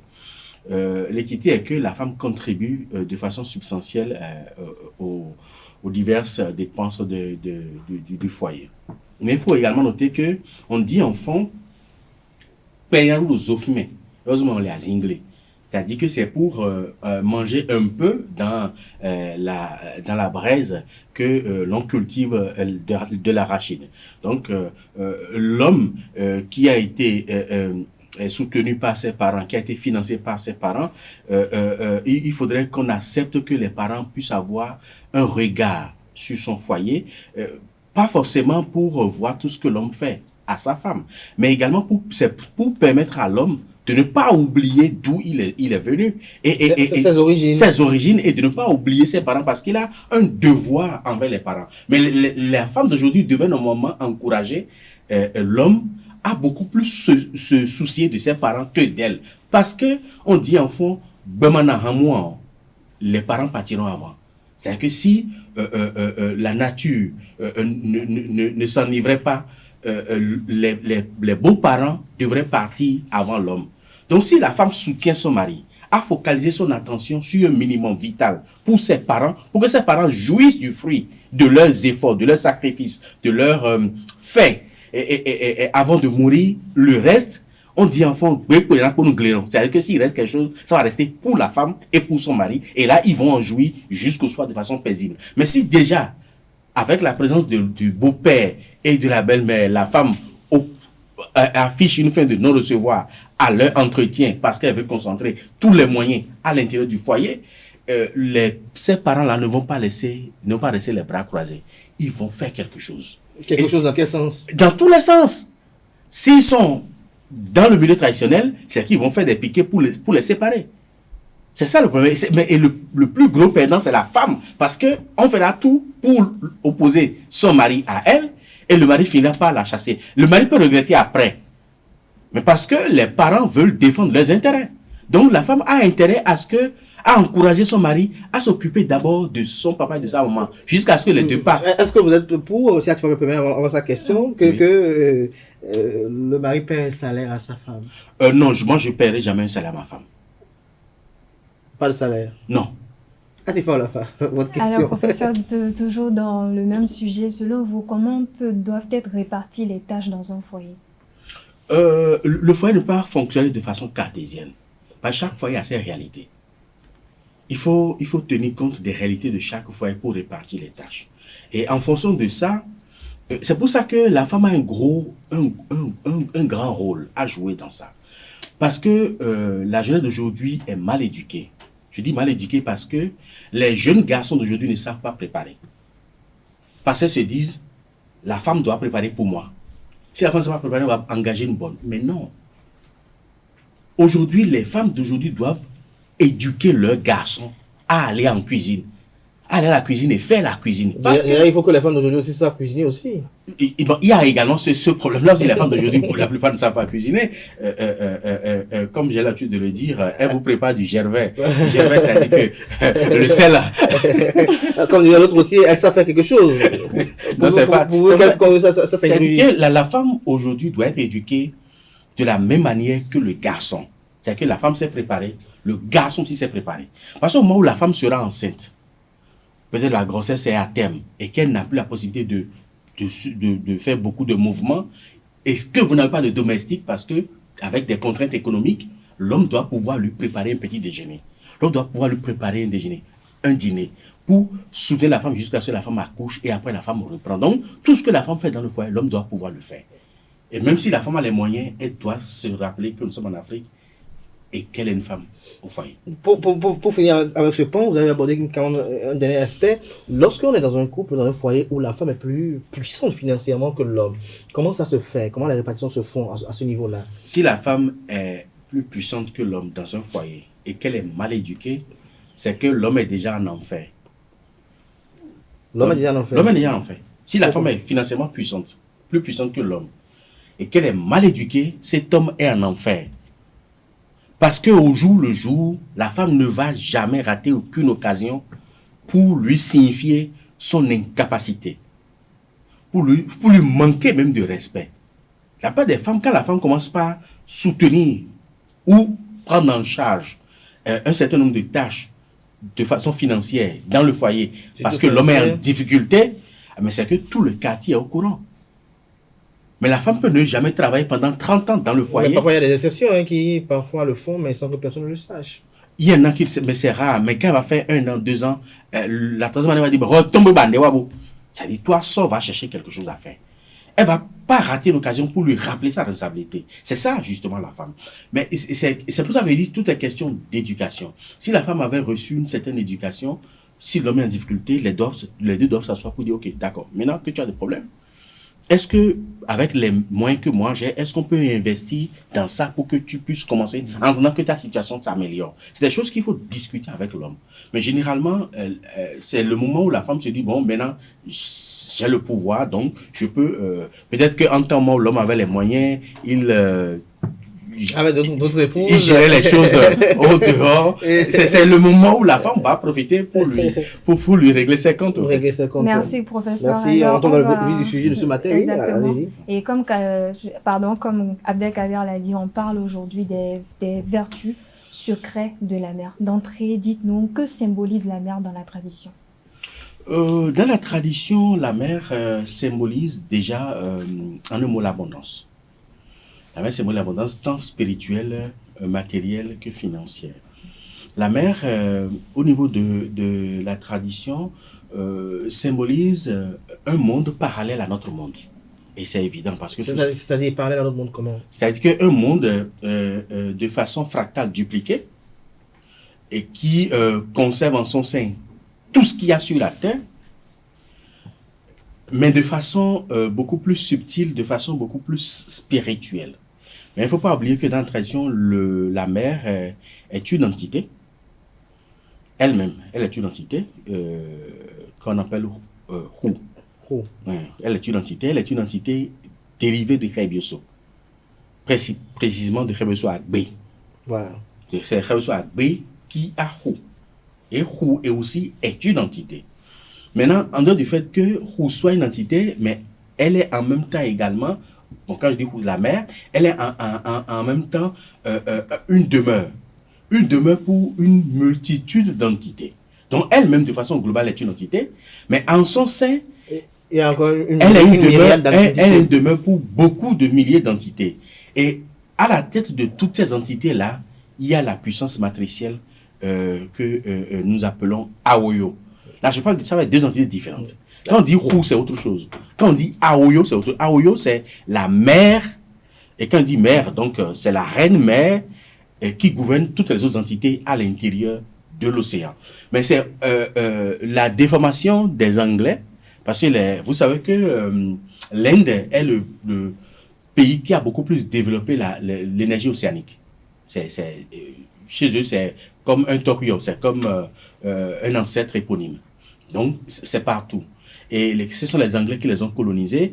Et les Anglais ont cherché à fouiller un peu plus sur cette puissance matricielle-là.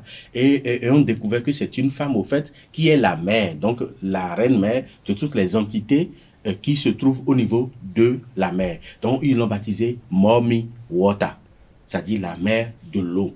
Et c'est cette déformation linguistique qui nous est parvenue par le Ghana au début des années 1900. Et nous, on parle de Mami Wata. Sinon, le nom de la reine-mère de la mer connue ici, c'est Aoyo. Et l'eau même en tant qu'entité est appelée Hu. Mais quel est le lien avec Agbetaoyo? Oui, c'est Agbetaoyo. Puisque Agbe, en fait, c'est une précision quand on dit Agbetaoyo. C'est-à-dire que Aoyo, qui est l'eau de Agbe. Agbe qui est un rebioso. Donc Agbe sin to. Et nous avons Aoyo. C'est-à-dire l'eau de Agbe qu'on appelle Aoyo. Est-ce que vous pouvez partager avec nous quelques légendes, notamment liées à la tradition, qui sont en lien avec Agbetaoyo, par exemple? Il y en a beaucoup. La première, on estime que le rebioso Agbe a utilisé un goli. Goli, c'est juste une petite motte de terre qui peut contenir à peine 4 ou 5 centilitres d'eau. Que c'est ce goli-là que le rebioso Agbe a utilisé pour étendre l'océan ou la mer sur toute la surface de la terre. Mais évidemment que nos aînés, pensaient qu'il n'y a que cette mer-là, donc cet océan Atlantique, qui nous est propre, mais il y en a beaucoup d'autres. Il y a des mers qui sont actives aussi, il y a des mers qui sont passives, donc c'est des mers mortes. Pourquoi actives et passives? Les mers actives, c'est les mers qui regorgent de vie. De vie, c'est-à-dire des humains? Non pas seulement des humains, des plantes, des phytoplanctons, des crustacés, puis des fruits de mer qui y vivent. Et qui sont ces mers qui sont actives parce que vous savez que la mer est influencée par l'énergie aérienne. Et c'est ça qui provoque les vagues. Ça, c'est les mers actives. Mais les mers passives, c'est les mers mortes. Ça ne bouillonne pas à ce niveau. Ça ne bouillonne pas, il n'y a pas de vie, il n'y a rien dedans. Mais est-ce que ce bouillonnement-là n'a pas un lien spirituel? Mais évidemment, c'est un lien spirituel avec dents. D'où l'appellation de mamier de dents. Parce que c'est l'énergie aérienne dents qui fait bouillonner. C'est l'air, l'énergie, la puissance de l'air qui fait bouillonner ça. Maintenant, il ne faut pas oublier que nous en avons aussi de 3 ordres. De 3 ordres. Nous avons la mer... on pense que c'est bleu, mais elle est blanche, même si elle affiche la couleur bleue. Et nous avons la mer rouge et nous avons la mer noire. Alors, professeur, quels sont les éléments constitutifs de la mer? De façon spirituelle, de façon scientifique, on va parler d'ions avec tout ce que cela comporte, mais de façon spirituelle. Voilà, spirituelle surtout. La mer est constituée de tous les 3 règnes d'éléments qui figurent qu'on retrouve sur la terre. À l'intérieur de la mer, nous avons les éléments du règne minéral, donc les perles, il y a beaucoup de perles, et c'est des animaux, des fruits de mer qui produisent également ces perles-là. Et généralement, c'est des perles qui sont aussi rares, comme l'or, comme le diamant. Et nous avons par exemple les éléments du règne végétal, donc nous avons des plantes, des arbres qui poussent à l'intérieur de l'océan, et les éléments du règne animal. Et quand on prend les éléments du règne animal, vous allez retrouver que presque toutes les espèces que nous avons sur la terre, on les retrouve encore dans la mer. C'est comme les éléphants de mer, par exemple, les lions de mer, les tigres de mer, les serpents de mer, et tout ce qui va avec. Donc, c'est un milieu où nous retrouvons, en réalité, un milieu qui est constitué de tout ce qui est constitué effectivement sur la terre, on les retrouve également à l'intérieur. Maintenant, est-ce qu'il y a des humanoïdes ou des humains à l'intérieur? Parce que ces entités qui sont à l'intérieur se sont révélées à certains hommes et on les a décrits comme mi-humains, mi-poissons, voilà, mais de façon physique, personne n'a encore la preuve tangible. Mais parfois, il y a des images qui circulent où on voit parfois de ces caricatures. Oui, souvent c'est des montages. C'est des montages, souvent. Donc ça n'existe pas véritablement. Je ne peux pas dire que ça n'existe pas véritablement. Mais vous n'avez pas encore vu, vous? Moi, je n'ai pas encore vu. Mais ce qui est sûr, si c'est ces entités-là qui sont à l'intérieur de l'océan, ces entités qui se sont révélées à l'homme.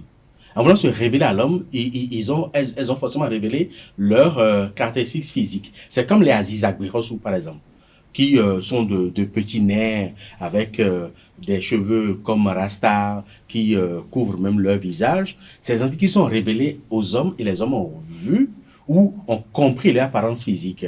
C'est comme les Torosu également, qui sont complètement différents des Azizagberosu. C'est comme également les dents, par exemple, qu'on voit. Donc, c'est des entités qui peuvent prendre des formes physiques pour se révéler à l'homme. Maintenant, et ces formes physiques-là sont réellement tangibles. Je suis un homme spirituel, certes, mais je suis aussi scientifique. Vous êtes aussi scientifique. Tout à l'heure, vous avez parlé de la mer blanche, de la mer rouge et de la mer noire. Quelles sont les spécificités de part et d'autre et quelles sont les interrelations? Les interrelations, c'est que toutes les mers sont connectées, sur la surface de la Terre sont connectées. Même s'il y a des limites, je dirais des limites plus ou moins virtuelles entre les mers, mais les eaux se retrouvent à des frontières, même si elles ne se mélangent pas. Au niveau de notre tradition, la mer active, donc la mer bleue d'abord, pour ne pas dire la mer blanche, est beaucoup plus utilisée pour toutes les formes de pratiques spirituelles positives, mais parfois pour des fins de neutralisation, de purification. Mais par contre, la mer rouge est une mer qui est beaucoup plus utilisée pour des connaissances de défense et d'autodéfense, donc pour combattre. Par contre, la mer noire, c'est une mer qui porte en elle déjà les gènes du désenvoûtement. Donc c'est une eau qui détruit tout ce qu'elle touche en matière d'énergie. Voilà. Alors, professeur, quelle est l'utilité de l'eau de mer? L'utilité de l'eau de mer, au niveau de la tradition, ça va dans presque tous les sens. Parce que l'eau de mer fait partie des éléments qu'on utilise beaucoup plus dans la tradition. Mais il faut également dire que son premier principe, c'est déjà de purifier l'individu. Donc le fait de se baigner naturellement avec l'eau de mer, bien sûr qu'on peut associer d'autres éléments, par exemple, c'est comme quand on utilise l'eau de mer triturée avec du rameau et qu'on se lave avec, ça permet de vous purifier, de purifier votre aura et de vous débarrasser des mauvaises vibrations qui pouvaient créer des empêchements, des incapacités à pouvoir mener à bout, des blocages, ça permet de vous en débarrasser. Mais également, ça permet aussi de neutraliser les enchantements. Parce que vous savez que dans la quête de pouvoir dominer le mener vos vies, donc le garçon d'autrui, tel qu'on avait souligné à l'entame de votre panel tout à l'heure, on va chercher des connaissances qu'on appelle aujourd'hui bothémie pour enchanter l'homme, pour le canaliser, le maîtriser et tout ça. C'est pour ça que nos aînés utilisaient l'eau de mer qu'il faut chercher avant le lever du soleil. C'est-à-dire que vous allez tôt le matin au niveau de la mer, vous prélevez l'eau avant le lever du soleil que vous gardez et régulièrement sur 7 jours consécutifs ou sur 9 jours consécutifs pour les hommes, vous prenez juste un petit verre d'alcool. Si, c'est à titre curatif, si entre-temps la femme avait eu à faire des choses pour vous enchanter, pour vous dominer afin de pouvoir vous soutirer vos maigres salaires, vous allez vous retrouver. Mais c'est que si elle le refait après, ça va encore agir. Donc, ce qui fait que périodiquement, mais c'est tous les 3 mois, il faut boire ça sur au moins une semaine, donc 7 jours ou 9 jours, pour retrouver ses esprits de façon régulière. Donc, il y a beaucoup d'autres usages qu'on peut faire aussi avec l'eau de mer. Parlons toujours des vertus secrètes de la mer. Est-ce que la mer nécessite un parcours initiatique? Aucun parcours initiatique. Aucun. Non, c'est une richesse que la nature a mise à notre disposition. Tout le monde, initié comme non initié, peut également utiliser. Maintenant, si vous ne connaissez pas les codes, il faudrait qu'on vous les transmette. C'est tout. Alors, tout à l'heure, vous avez parlé du bain avec les rameaux. Est-ce que ce bain-là se fait, après ce bain, est-ce qu'on se nettoie le corps? C'est pas obligatoire de se nettoyer le corps et ce n'est pas interdit non plus de se nettoyer le corps. Il suffit de triturer le rameau dans l'eau de mer et que vous prenez votre bain avec, laissez peut-être sécher quelques minutes et puis après vous pouvez vous habiller. Alors, professeur, je voudrais, si Abdelkader me permet, on entend parfois des personnes dire que telle personne n'est pas habile à s'approcher de la mer, telle personne il est interdit à tel ou tel individu de s'approcher de la mer. Qu'est-ce qui explique cela? Est-ce que c'est parce que, à cause je sais pas, sur le plan spirituel toujours, est-ce que c'est lié à c'est le signe du phare, c'est le phare qui l'interdit? Des trucs comme ça. Le phare révèle. Le phare n'interdit pas, le phare révèle. Vous savez, nous avons des individus de façon naturelle qui sont liés à des entités. Nous sommes tous d'ailleurs liés à des entités. On est tous liés à des entités, mais à des entités diverses. Diverses, voilà. Nous avons des individus, hommes comme femmes, qui sont liés à des entités aériennes. On en a à des entités du feu cosmique, à des entités telluriques. On en a dans ce même registre-là, qui sont liés à des énergies océaniques. Si vous êtes lié à l'énergie océanique, donc à des entités marines, et que vous n'avez pas conscience, et vous commencez par fréquenter le milieu marin, vous risquez d'être emporté par les vagues. C'est ça justement le rôle. Parce que les entités se disent, ah tiens, c'est notre homme, c'est notre femme. Et quand elles n'ont pas conscience, ils vont la tirer. Et généralement, celles qui sont liées à ces entités-là, à ces entités marines, ont beaucoup plus de facilité à aller vers l'océan et se retrouvent de façon à l'aise parce que c'est leur demeure au fait. C'est leur résidence au fait. Donc, ils vont se retrouver un peu à l'aise, mais il faut faire très attention. Donc, au niveau du phare, si vous faites l'initiation au phare, le phare vous révèle que vous êtes lié aux entités marines. Donc, faites attention. Même si vous devez aller au niveau de l'océan, ne rentrez pas dans l'eau. Mettez-vous à une bonne distance pour éviter les cas de noyade. Alors, et qu'en est-il pour une dernière, qu'en est-il des personnes qui sont nées par exemple sous le signe de feu? Les personnes qui sont nées sous le signe de feu n'ont pas trop d'influence ou ne sont pas trop influencées par l'océan s'il n'y a pas une énergie océanique au niveau de leur signe. Maintenant, ceux qui sont nés sous le signe du feu, si ils n'en ont pas conscience. S'ils ne prenaient pas toutes les dispositions pour se mettre en harmonie avec le feu, à chaque fois, quand, par exemple, c'est une femme qui va vouloir préparer, elle sera brûlée par le feu. À chaque fois. Elle sera brûlée par le feu. À chaque fois, elle sera brûlée par le feu. Et même l'incendie peut surgir de sa demeure si elle n'est pas en harmonie avec et si elle est réellement issue du feu cosmique. Alors, lorsqu'on parle de feu, on sait que le feu et l'eau ne font pas bon ménage. Est-ce qu'il y a des signes de phare sur lesquels, lorsque vous êtes durant un feu, vous ne devez pas mettre pied dans l'eau de mer? Il y a des signes du phare où on retrouve le feu cosmique et ce n'est pas conseil de mettre les pieds pas seulement dans l'eau de mer, mais dans l'eau de façon générale, de ne pas durer dans l'eau de façon générale pour ne pas éteindre l'énergie vitale en soi. Mais paradoxalement, nous avons beaucoup de signes qui contiennent du feu cosmique, mais également de l'eau douce comme de l'eau de mer. Alors qu'en tant qu'eau de mer, vous devez aller à l'océan. En tant qu'eau douce, vous devez aller à la rivière ou au niveau des lacs, au niveau des fleuves. Donc tout ça, c'est une question d'équilibre et d'harmonie qu'il faut faire. Y a-t-il une différence entre le bain que l'on fait à la mer, le bain dans l'eau de mer que l'on fait à la mer même, et ce qu'on prend l'eau, on va le faire à la maison chez soi? Il n'y a pas de différence. Juste que l'un est dangereux. Juste que l'un est dangereux. Justement, pour dans le même sillage, est-ce qu'il y a une différence entre le bain qui est fait avant le lever du soleil, le bain qui est fait en plein soleil et le bain qui est fait peut-être vers 22h, 23h? Il y a des bains spécifiques. Il y a des bains où il faut le faire avant le lever du jour, donc avant le lever du soleil.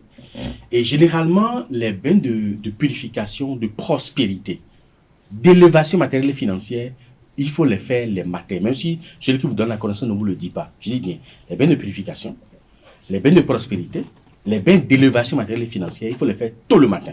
Très tôt. Très tôt le matin. Par contre, les bains de substitution, ce que nous appelons coudion, il faut les faire les soirs. C'est-à-dire la nuit, après 22h, 23h. Ça, c'est les bains de substitution. Maintenant, il y a d'autres formes de bains. Par exemple, pour Aziza Guingan, pour nettoyer son étoile et faire briller son étoile, ces bains-là, il faut les faire en weloté. C'est-à-dire qu'au moment où le soleil est au zénith, donc entre midi et 13h, il faut faire ces bains-là pour faire briller son étoile. Donc, chaque bain a une période spécifique. Alors, pour ça, on parle toujours de bain. Vous avez dit tout à l'heure, on sait que la mer a des vertus spirituelles et tout. Et vous avez dit tout à l'heure dans vos propos qu'il y a des bains qu'on fait avec, par exemple, la feuille de rameau, avec lequel on mélange, on triture. Exactement. Est-ce que, je voudrais savoir, comment on fait, quel autre type de bain peut-on faire avec l'eau de mer? Il y en a, on dit que... Est-ce qu'il y a d'autres feuilles qu'on peut utiliser? Oui. Ben, bien sûr, il y en a d'autres feuilles qu'on peut utiliser. Par exemple, si vous avez une préoccupation, par exemple, liée aux dons, par exemple, des soucis, par exemple, de procréation, des soucis de travail, par exemple, que vous n'avez pas, mais que vous voulez avoir, un enfant que vous n'avez pas, que vous voulez avoir, il y a une feuille que nous appelons séma. On appelle ça encore akinkoma. On appelle ça encore djogwema. C'est cette feuille-là qu'on triture avec l'eau de mer. Et avec un usage régulier, ça peut s'étendre sur 7 jours, 9 jours, 16 jours, même 21 jours, que vous utilisez tous les jours, tous les matins, vous triturez la feuille d'akikona dans l'eau de mer. Ça permet d'appeler de façon irrésistible et de façon sur quelque chose dans votre vie. Et c'est ça, on dit, c'est-à-dire que quand le destin appelle l'enfant sur la feuille d'Akikon, l'enfant ne manque pas de venir. Donc, vous pouvez appeler le travail que vous n'avez pas de force pour que le travail arrive. Vous pouvez appeler l'enfant que vous n'avez pas de force pour que l'enfant arrive. Donc, la nature se met en branle pour créer les conditions nécessaires pour favoriser la venue de cet enfant-là. Donc, c'est quelque chose que vous voulez, ou même un homme qui est parti que vous voulez qu'il revienne, une femme qui est partie que vous voulez. Ça permet d'avoir quelque chose qu'on n'a pas, mais qu'on veut avoir coûte que coûte. On triture le akikona dans l'eau de mer sur une longue durée. Le matin très tôt? Le matin très tôt. Alors, par rapport au bain du matin très tôt, est-ce que ce bain-là se fait avant le bain ordinaire au savon? Il faut le faire avant le bain ordinaire au savon. Alors, il faut toujours le faire. Lorsque je prends le cas d'espèce là, ça veut dire que on triture les feuilles de rameau dans l'eau de mer, mais on finit de se laver avec le savon, non, d'abord. Vous utilisez l'eau de mer là, le bain de purification d'abord avant d'utiliser, si éventuellement vous voulez utiliser du savon, utilisez du savon. C'est-à-dire qu'il faut que ce soit au premier bain. Il faut que ce soit la première eau qui touche votre corps, qui touche votre aura, qui touche votre esprit et votre âme. Votre âme, ce matin-là. Alors, toujours parlant de vertu de l'eau de la mer, de l'eau de mer également, puisque on parle de la mer, on parle de son eau également. Boire l'eau de mer, quelles sont ses vertus? De façon naturelle, boire l'eau de mer apporte, mais je ne conseille pas ça à ceux qui sont sous l'effet de l'hypertension. Donc elle peut être dangereuse? Oui, ça peut être dangereux, parce que ça augmente la tension. Ça augmente la tension. Donc si vous êtes sous traitement, c'est bon. Là, si vous prenez, vous savez que le traitement est là pour réguler la tension. Pour atténuer. Pour atténuer. Donc, boire l'eau de mer, ça donne de vie et de vitalité à l'individu. Ça donne plus de vitalité à l'individu de façon naturelle. Donc, c'est comme un dopant. C'est comme un dopant. C'est vrai que ça ne vous crée aucune dépendance. Le jour où vous décidez d'arrêter, vous arrêtez, c'est tout. Mais c'est que boire l'eau de mer régulièrement vous donne beaucoup plus de tonus, de vigueur pour mouvoir, pour agir, pour interagir.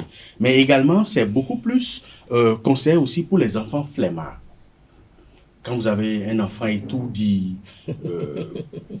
bon, parfois on dit, comme on dit chez nous, il procrastine beaucoup. Voilà, on dit, bon, il est un peu yéinon, quelque chose comme ça. Il met toi demain aussi, souvent. Voilà, nonchalant et tout, il n'est pas actif. Il faut lui faire boire régulièrement de l'eau de mer. Ça le rend beaucoup plus actif, beaucoup plus réactif, au fait, à tout ce qui se passe. Mais professeur, on sait très bien que l'eau de mer, elle est salée.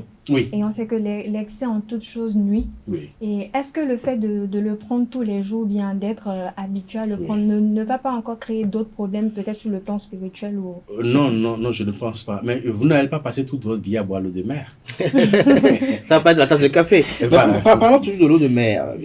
Vous allez me dire, quelle est l'utilité d'avoir de l'eau de mer dans une calebasse ou dans un vase chez soi? Quand vous avez l'eau de mer dans votre environnement immédiat, si elle est ouverte, si elle est fermée, c'est parce que ça préserve toutes ses caractéristiques, mais si elle est ouverte, elle dégage des vibrations de purification dans l'environnement. Elle renvoie toutes les ondes négatives, toutes les mauvaises vibrations qu'il y a dans l'environnement, elle renvoie tout ça là. Et après, vous allez constater que ça va se sécher, ou quand vous allez goûter, ce n'est plus salé. Ça perd complètement de sa salinité. Mais il faut que ça reste ouvert. Il faut que ça reste ouvert. Mais ce qui est fermé ne fait rien. Mais est-ce que dans cette eau-là, parfois, on doit y ajouter des éléments? Non, pas forcément. Naturellement, elle est prédisposée pour renvoyer tout ce qui est négatif. Mais lorsqu'on veut dupliquer? Lorsqu'on veut dupliquer, ça c'est autre chose. Là, si c'est pour la purification, on ajoute par exemple les feuilles liturgiques de purification. Si c'est qu'on veut qu'il y ait la prospérité dans l'environnement, on ajoute les feuilles liturgiques de la prospérité. Lorsqu'on veut qu'il y ait une certaine protection et autodéfense, on ajoute les feuilles liturgiques d'autodéfense. Quand je parle des feuilles liturgiques de purification, je parle de kesu-kesu, de Desesigue, de Akinkon, de Nyenya, de Sinfama, de Afama. Quand je parle des feuilles liturgiques, par exemple, de prospérité, je parle de Weadje, Olepepe, Waniche, Jaminiho, Saju, ainsi de suite. Mais parfois, on voit des personnes qui, quand ils ramènent l'eau de mer à la maison, par exemple, ils peuvent compter peut-être 7 cailloux, 4 cailloux, 8 cailloux, qui mettent à l'intérieur, ou parfois des coquilles qu'on trouve au bord de la plage, des coquillages, qui mettent à l'intérieur. Ça a quelle vertu, ça, par exemple? C'est pour réclamer justice. Réclamer justice. Quand vous mettez le caillou dans l'eau de mer, c'est pour réclamer justice. Quand vous y ajoutez des coquillettes, c'est pour obliger la prospérité à se manifester. Lorsqu'on met les coquillages à l'intérieur. Oui. Voilà, justement, pour parler des coquillages, là, lorsque, là, je fais déjà la méthonomie du contenu dans le contenant. Est-ce que l'eau de mer peut être mise dans n'importe quel récipient? Est-ce que c'est dans une jarre que ça se met avec les coquillages à l'intérieur, ou ça se met dans un bocal blanc, ou bien dans un vase blanc, ou dans un bol noir ou rouge? Non. Il est conseillé de mettre l'eau de mer déjà dans un contenant qui ne soit pas un conducteur électrique. Donc, pas dans un récipient en métal. En métal. Comme les bols 505, comme on dit là. Voilà. Maintenant, mettre l'eau de mer également dans les vases en terre cuite, par exemple, ça arrange la terre cuite et ça détruit la vase. Donc, c'est beaucoup plus conseillé de mettre ça soit dans des porcelaines, soit dans des plastiques, ou d'autres formes d'isolants qui ne soient pas... un conducteur électrique. Quelle est la couleur? Blanche, la rouge, couleur blanche noire, ou la couleur transparente. Violette? Non, blanche ou transparente, c'est mieux. Donc les vases ou à la rigueur bleue.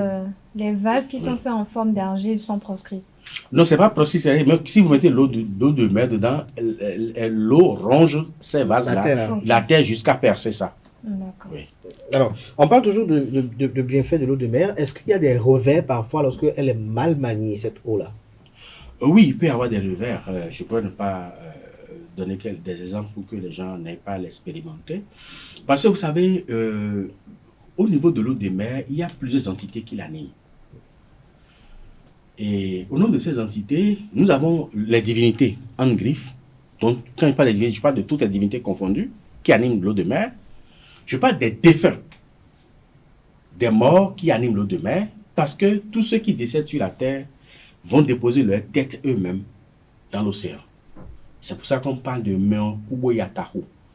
Tous ceux qui décèdent vont déposer leur tête, une manière de dire, leurs esprits au niveau de l'eau de mer. Et après, il y a des entités célestes.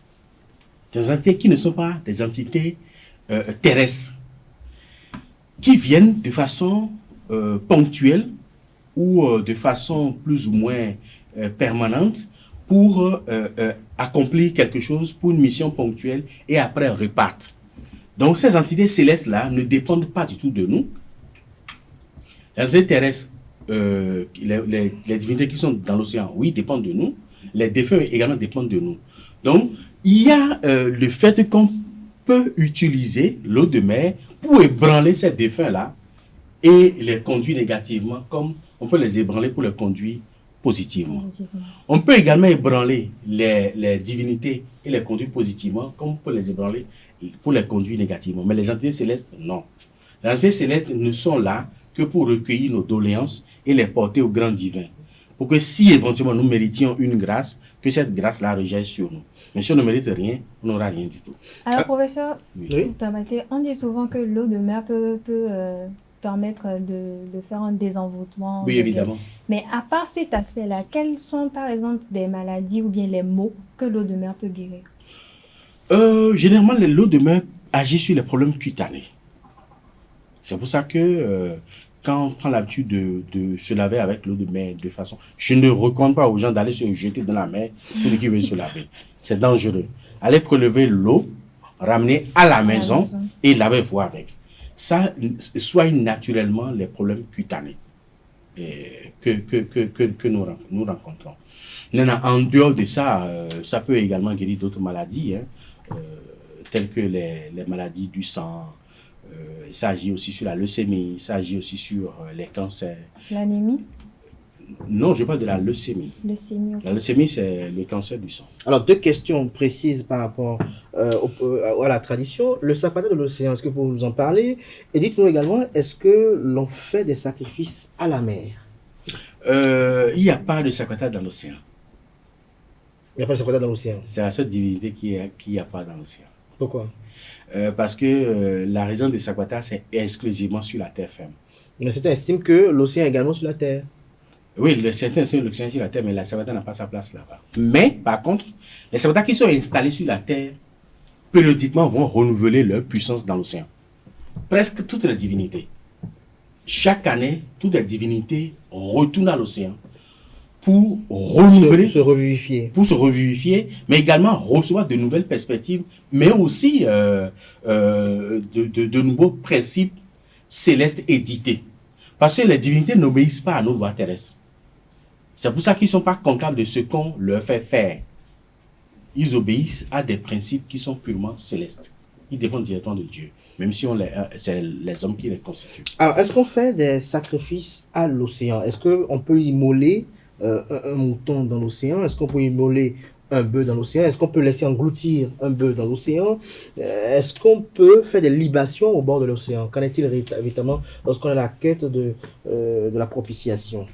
Ce que je peux vous dire, c'est vrai qu'on peut immoler des choses au niveau de l'océan, mais cela requiert forcément que vous soyez initié, que vous soyez identifié et que vous possédez le nom secret de l'océan. L'océan a un nom secret. On fait l'immolation dans l'océan ou on au peut bord le de faire, l'océan? on peut le faire dans l'océan, comme on peut le faire à bord de l'océan.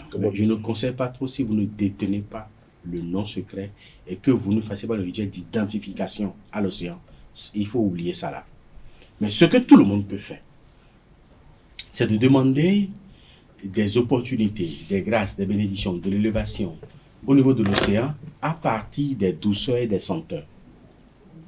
Quand je parle de douceur et de senteur, en matière de douceur, je parle des sucreries, je parle du lait, je parle du miel, je parle des fruits, par exemple, et je parle des œufs. En matière de senteur, je parle du parfum, je parle des talcs, par exemple, je parle des encens, par exemple, et les essences essentielles, là, je parle de ça. Donc, vous pouvez apporter ces choses-là au niveau de l'océan. Mais en matière de fruits, les entités célestes, comme les autres entités, partagent beaucoup plus les fruits ronds. Donc, quand vous offrez beaucoup plus des fruits ronds, les fruits ronds, en fait, orange, ananas, les pommes, les pois, les raisins, voilà, et tout ce qui va avec. Donc, quand vous faites ça, vous êtes sûr que votre offrande peut aller jusqu'au niveau des entités célestes. Parce que c'est beaucoup plus, c'est beaucoup plus les fruits ronds. Mais les autres aussi s'en régalent également. Donc, le mieux, voilà, c'est ce qu'on peut offrir. Maintenant, pour l'offrande, il faut apporter aussi de l'eau, de boissons sucrées, de boissons fortes. Et forcément, pour vous annoncer, j'aime avec 2 œufs que vous passez sur tout le corps, pour établir un lien d'ADN direct entre vous et l'océan. Parce que quand vous allez finir de faire votre offrande, donc d'apporter des fruits à la mer, d'apporter tout ce que vous voulez et que vous partez, il faut que l'océan puisse vous identifier. Or, l'océan ne détenant pas l'énergie tellurique, ne peut pas vous identifier à partir de votre plante des pieds. Okay. Alors, donc, on s'identifie avec son ADN en passant les œufs sur le corps pour que les œufs soient imprégnés de votre sueur, de votre ADN que vous jetez dans l'océan. Et eux, quand vous allez finir de faire votre offrande et qu'il s'agira de vous retourner l'ascenseur, à partir de cette odeur-là, ils vont remonter jusqu'à vous, même si vous retournez à 1000 km ou à 10 000 km. Avec la première chose, Latifa, je vais vous poser 3 questions en une, vous allez répondre ensemble. La première, c'est de savoir, qu'en est-il de ceux qui prennent l'eau de mer pour en faire un parfum? La deuxième, le bain de l'eau de mer mélangée à l'eau de coco, quelle est sa portée? Et la troisième, comment on fait la représentation du réceptacle de l'océan chez soi? Est-ce que parfois on peut le faire avec du sable, de l'eau, avec des œufs? Qu'en est-il véritablement de ceux qui veulent avoir l'énergie océanique apportée dans leur chambre, dans leur chambre à coucher? Déjà, l'eau de mer avec le coco, avec d'abord les senteurs, donc le parfum, c'est pour d'abord se purifier et également c'est pour que tout le monde vous accepte. Donc, on peut en faire comme un parfum. Un parfum, c'est pour que tout le monde vous accepte, que tout le monde vous aime, en fait, en un mot. C'est pour que tout le monde vous aime. Voilà. Vous rentrez dans un milieu, que tout le monde vous apprécie, même de loin, qu'on vous apprécie, qu'on vous aime. Voilà, ça, c'est ça. Maintenant, par rapport à l'eau de coco, ça fait 2 fonctions à la fois. La protection, pour que aucune agression étrangère, aucun envoûtement ne vous atteigne, mais en même temps, ça assure également la prospérité. Ça vous permet d'avoir des opportunités. Ça peut être de petits trucs, hein, mais de petites opportunités de 10 000, de 20 000, de 100 000 quelque part. Ça vous permet d'avoir ça. Et lorsque le bain est fait avec l'eau de mer, l'eau de coco et de la senteur à la fois dedans, c'est que vous aurez la purification, voilà. Vous aurez la protection, voilà. Vous aurez également les petites opportunités ça et là, et vous serez aimé par la grande masse également. Alors par rapport au réceptacle, comment cela par rapport au réceptacle, je ne peux pas livrer le secret. Parfois, on voit, peut-être vous poussez dans ce retranchement-là, on voit peut-être une porcelaine blanche avec du sable de mer. Le sable de mer, on y met un peu d'eau, un peu de poudre, et parfois c'est un œuf, parfois on met 3 œufs, par exemple. Oui, ça c'est pour le commun des mortels. Mais avant de prélever le sable, il y a des rituels spécifiques. C'est pour ça que j'ai dit ça va être un peu compliqué. Mais après avoir prélevé le sable, il y a des choses qu'on fout en bas avant de mettre le sable dessus. Mais lorsqu'on l'a avec soi, quelle est sa portée? Son intérêt? La portée fondamentale de la mer, c'est de vous assurer l'abondance alimentaire, matérielle, financière. C'est bon pour la boutique également. C'est bon pour la boutique également. Voilà. C'est bon pour la boutique. Et dernière question, de laisser Latifa y aller, pour ne pas que je perde ces questions-là. Quel est l'intérêt d'avoir de l'eau de mer à côté de son lit? L'intérêt d'avoir l'eau de mer à côté de son lit. Ou sous son lit? Non, pas forcément sous le lit. Mais à côté du lit? À côté du lit. Si ce n'est pas ouvert, ça ne sert à rien du tout. C'est que c'est là que vous allez utiliser ultérieurement. Mais si c'est ouvert, ça vous protège au cours de votre sommeil.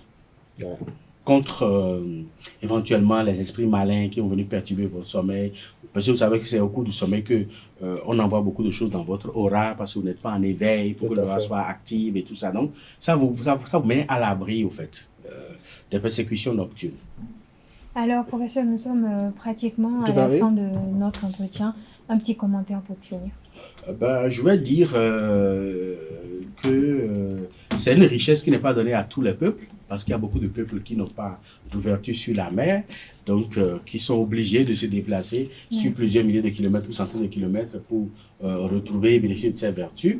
Donc ceux qui en ont doivent en profiter au maximum, et ceux qui sont loin de ça, je pense que c'est une possibilité naturelle.